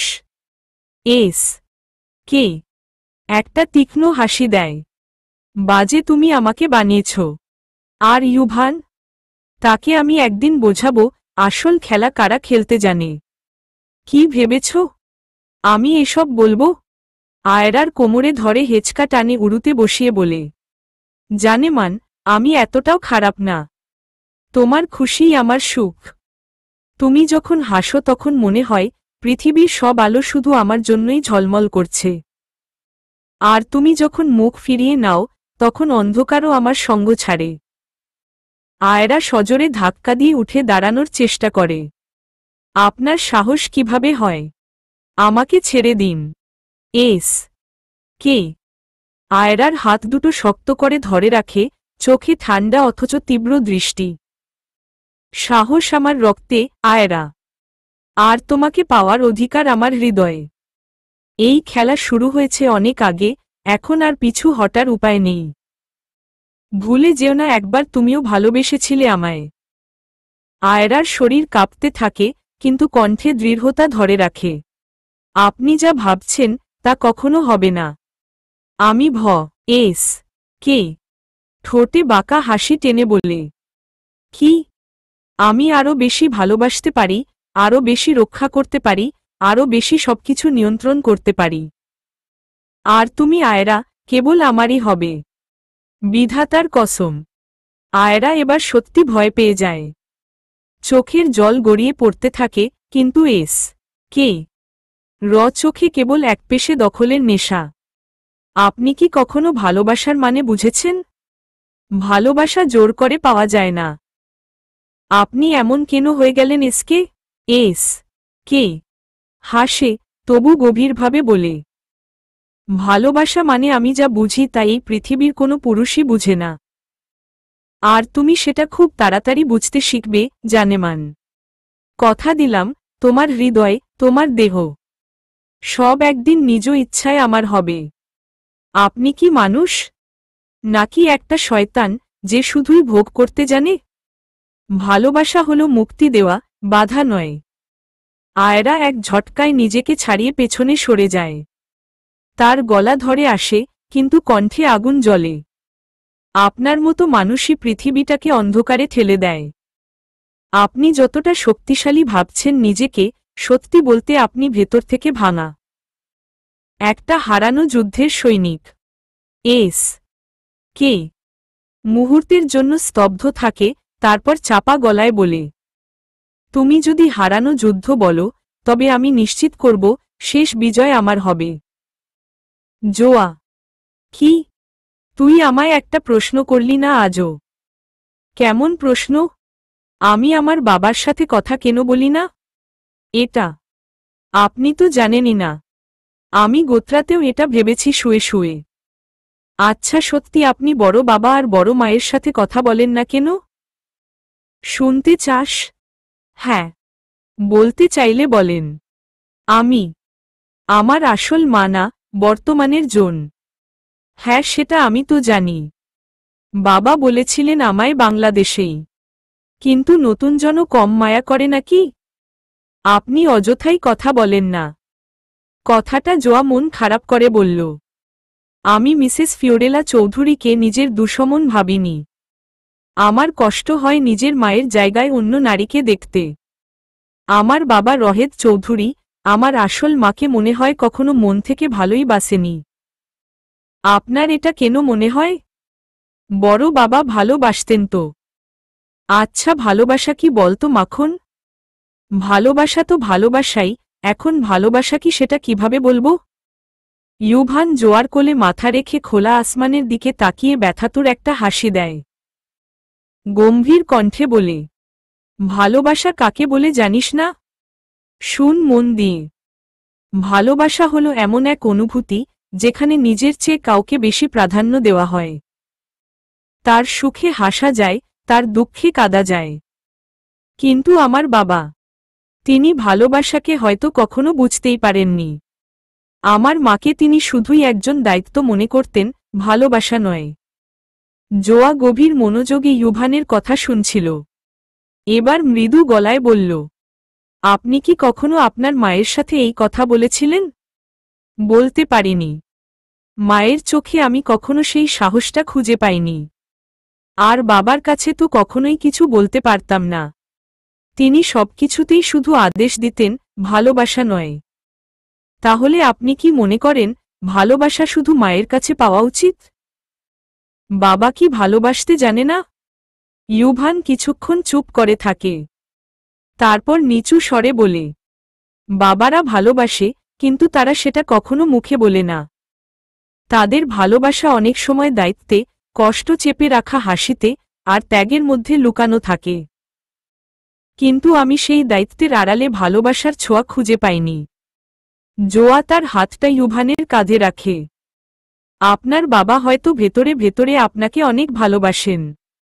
আপনি তার কাছে গিয়ে একবার খুলে বলুন না, কেমন করে আপনার মাকে ভুলে গেলেন তিনি? ইউভান চোখ বন্ধ করে দীর্ঘশ্বাস ফেলে। মনে হয় না জোয়া, আমি আর আমার বাবার মাঝে এখন শুধু দূরত্বের পাহাড়। আর পাহাড় তো ভাঙা যায় না, কিন্তু পাহাড়ে পথ বানানো যায়। আপনিই পারবেন, ইউব ভাইয়া। চেষ্টা করুন। ইউভান ধীরে ধীরে উঠে বসে। তার চোখে এক ধরনের অনিশ্চয়তা। তুই খুব সহজে বলে দিলি জোয়া। আমি কি পারব? জোয়া মৃদু হাসে। চেষ্টা করলে সবই সম্ভব, ইউব ভাইয়া। আর ভালোবাসা তো সব বাধা পেরোতে পারে, তাই না? ইউভান তার চোখের দিকে তাকিয়ে মৃদু হেসে বলল, তুই অনেক বুদ্ধিমতী মাখন। তোর কথাগুলো শোনার মতো। আর আমি বোকা? মাঝে মধ্যে যে বোকাও বলেন। হ্যাঁ, তুই বোকা। কিন্তু তোর এই বোকামিই আমার ভালো লাগে। আজ গাড়িতে আমায় যা জিজ্ঞেস করেছিস ওসব আর কাউকে জিজ্ঞেস করবি না। জোয়া লজ্জা পেয়ে মুখ ঘুরিয়ে নেয়। ইউভানের মুখে একটুখানি প্রশান্তির ছোঁয়া। তার ভেতরে যেন একটু একটু করে জমে থাকা বরফ গলতে শুরু করে। জোয়া ওড়নায় গিফট দিতে দিতে মিনমিন করে ইউভানের উদ্দেশ্যে বলে, আপনি কাউকে ভালোবাসেন? ইউভান সূর্যাস্তের দিকে তাকিয়ে উত্তর দেয়, হ্যাঁ বাসি, কিন্তু আফসোস মেয়েটা একটু বোকা টাইপের, তার চেরা টাইপের। আচ্ছা, আমি বাসায় যাব। তাড়াতাড়ি নিয়ে চলুন। আমার আর ভালো লাগছে না, এখানে শীত শীত লাগছে। ইউভান তাড়াতাড়ি জোয়ার শরীর সাথে শরীর ঘেঁষে বসে। জোয়ার ওড়না হাতে নিয়ে সুন্দর করে পেঁচিয়ে দিয়ে বলে, তবুও ঠান্ডা লাগছে। বাড়ি চলুন প্লিজ। এটা বলে জোয়া আর কিছু না বলে উঠে দাঁড়ায়। গাড়ির কাছে যাওয়ার উদ্দেশ্য। পেছনে থেকে ইউভান বলে, দাঁড়া একটু, মাই ব্যক্তিগত মাখুন। জোয়া থেমে না গিয়ে গাড়ির দরজা খুলে উঠে বসে। জানালার কাচ নামিয়ে এক ঝটকায় বলে, মাখন। নামটা মাখন। আপনি তো সেটাই ডাকেন। ইউভান একটু হেসে বলে, ঠিক বলেছিস, মাখন। তুই তো সত্যিই তেমনি, সবকিছু সহজে গলে গিয়ে মিশে যাওয়ার মতো। কিন্তু জানিস, তোর এই সহজ সরলতা আমার কাছে একেবারে আলাদা। মানে মনে কর মিশিয়ে নিতে মন চায়, উফ। জোয়া মুখ গোমরা করে বলে, আপনার ফালতু কথা শোনার সময় নেই আমার। বাসায় পৌঁছে দেন। ইউভান গাড়ির দরজা বন্ধ করতে করতে ঠোঁটের কোণে এক টুকরো দুষ্টু হাসি রেখে বলে, ঠিক আছে, পৌঁছে দেব। কিন্তু একটা শর্ত আছে। জোয়া কপাল কুঁচকে বলে, আবার কি শর্ত? ইউভান স্রেফ এক চোখ টিপে বলে, শর্তটা বাসার সামনেই বলবো। জোয়া বিরক্ত হয়ে জানালা তুলে নেয়। গাড়ি চলতে শুরু করে। বাইরে সূর্যাস্তের আভা মিশে গিয়ে চারপাশ ধূসর হয়ে উঠছে। গাড়ির ভেতর শুধু দুজনের নিঃশ্বাসের শব্দ। ইউভানের মনে এক ধরনের বেপরোয়া প্রশান্তি। আর জোয়ার মনে ছটফট করা কৌতূহল। সময় চলে যায়, দিন চলে যায়। হঠাৎ ঠান্ডার পরিমাণ অনেক বেড়েছে, জোয়ার ঠোঁট গোলাপি থেকে খয়েরি রঙের হয়ে গেছে। ইউভান গাড়ি চলতি অবস্থাতেই জোয়ার দিকে তাকায়, খয়েরি ঠোঁটের দিকে চোখ পড়তেই যেন বুকের ভিতর কিছু মুচড় দিয়ে উঠল। ইউভান সামনের দিকে তাকিয়ে জিভ দিয়ে ঠোঁটজোড়া ভিজিয়ে নিয়ে বলে, ঠান্ডা লাগছে মাখন? হ্যাঁ একটু তো লাগছেই। ঠোঁট কাঁপছে তোর, এদিকে আয়। একটু কাঁপুনি বন্ধ করে দেই। জোয়া কিছু না বলে চুপ করে বসে থাকে।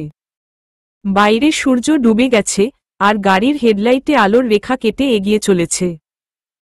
ইউভানের মৃদু গম্ভীর কণ্ঠের ধাক্কায় যেন জোয়ার মনে কোথাও একটা ক্ষীণ কাঁপন লাগল। আপনি এত চিন্তা করেন কেন? ইউভান এবার আর হাসে না।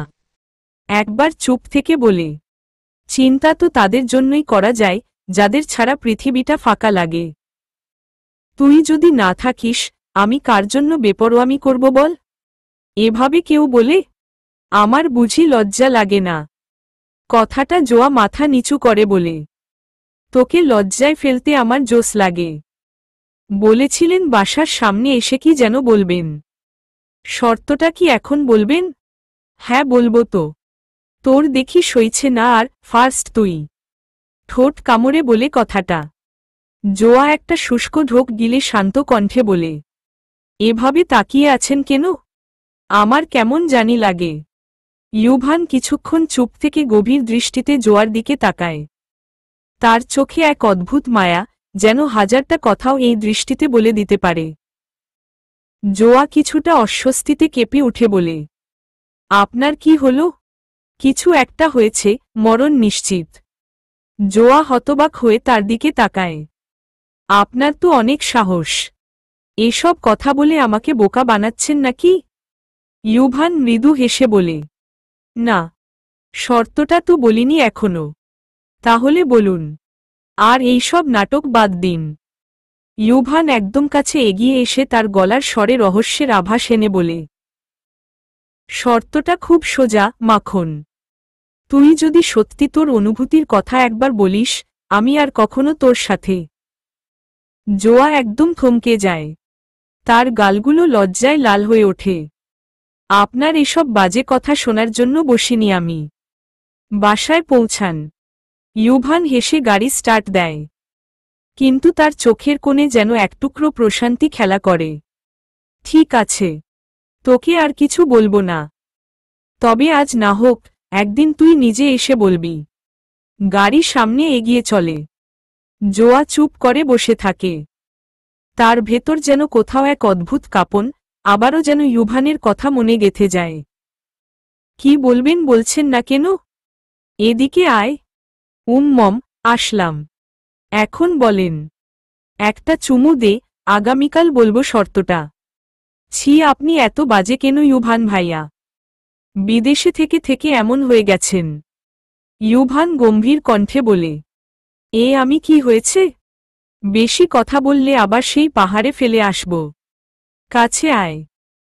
জোয়া নাকে নাকে মিনমিন করে বলে, শুধু আজই দিব আর কোনোদিন বললেও দিব না।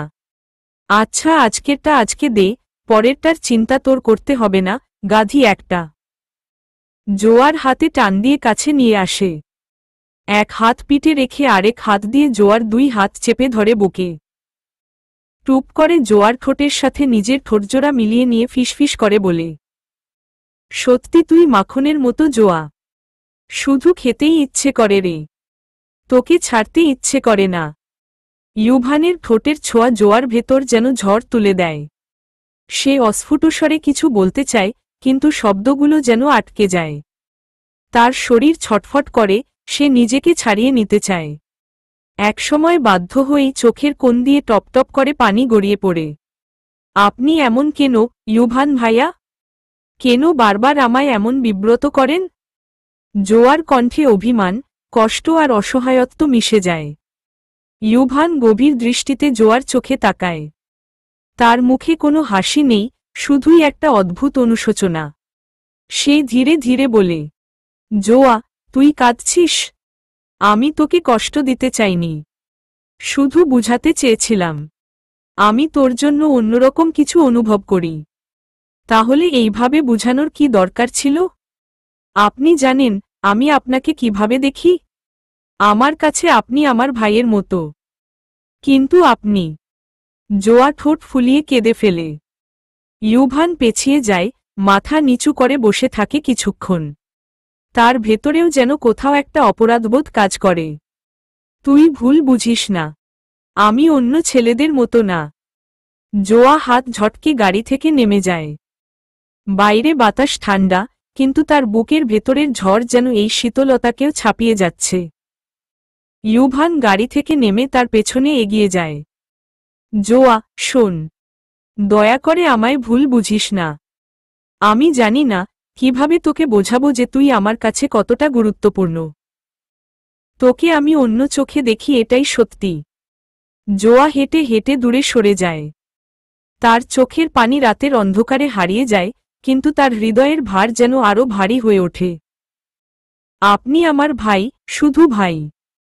প্লিজ, আমাকে আর কখনো এমন পরিস্থিতিতে ফেলবেন না। জোয়া কাপা গলায় বলে। ইউভান আর এগোয় না। দূর থেকে দাঁড়িয়ে শুধু তাকিয়ে থাকে। তার চোখেও যেন জলের আভাস। নিজের মনের যুদ্ধটা শেষ করে সে ধীরে ধীরে ফিরে যায় গাড়ির দিকে। রাত গভীর হয়। দুজনের মনেই শুধু একরাশ কষ্ট আর অব্যক্ত কথা। কিন্তু ইউভান হাল ছেড়ে দেওয়ার মতো ছেলে তো না।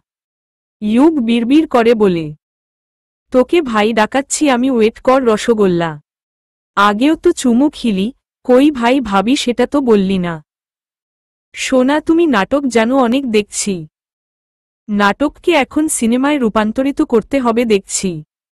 বাকি অংশ পরের পর্বে।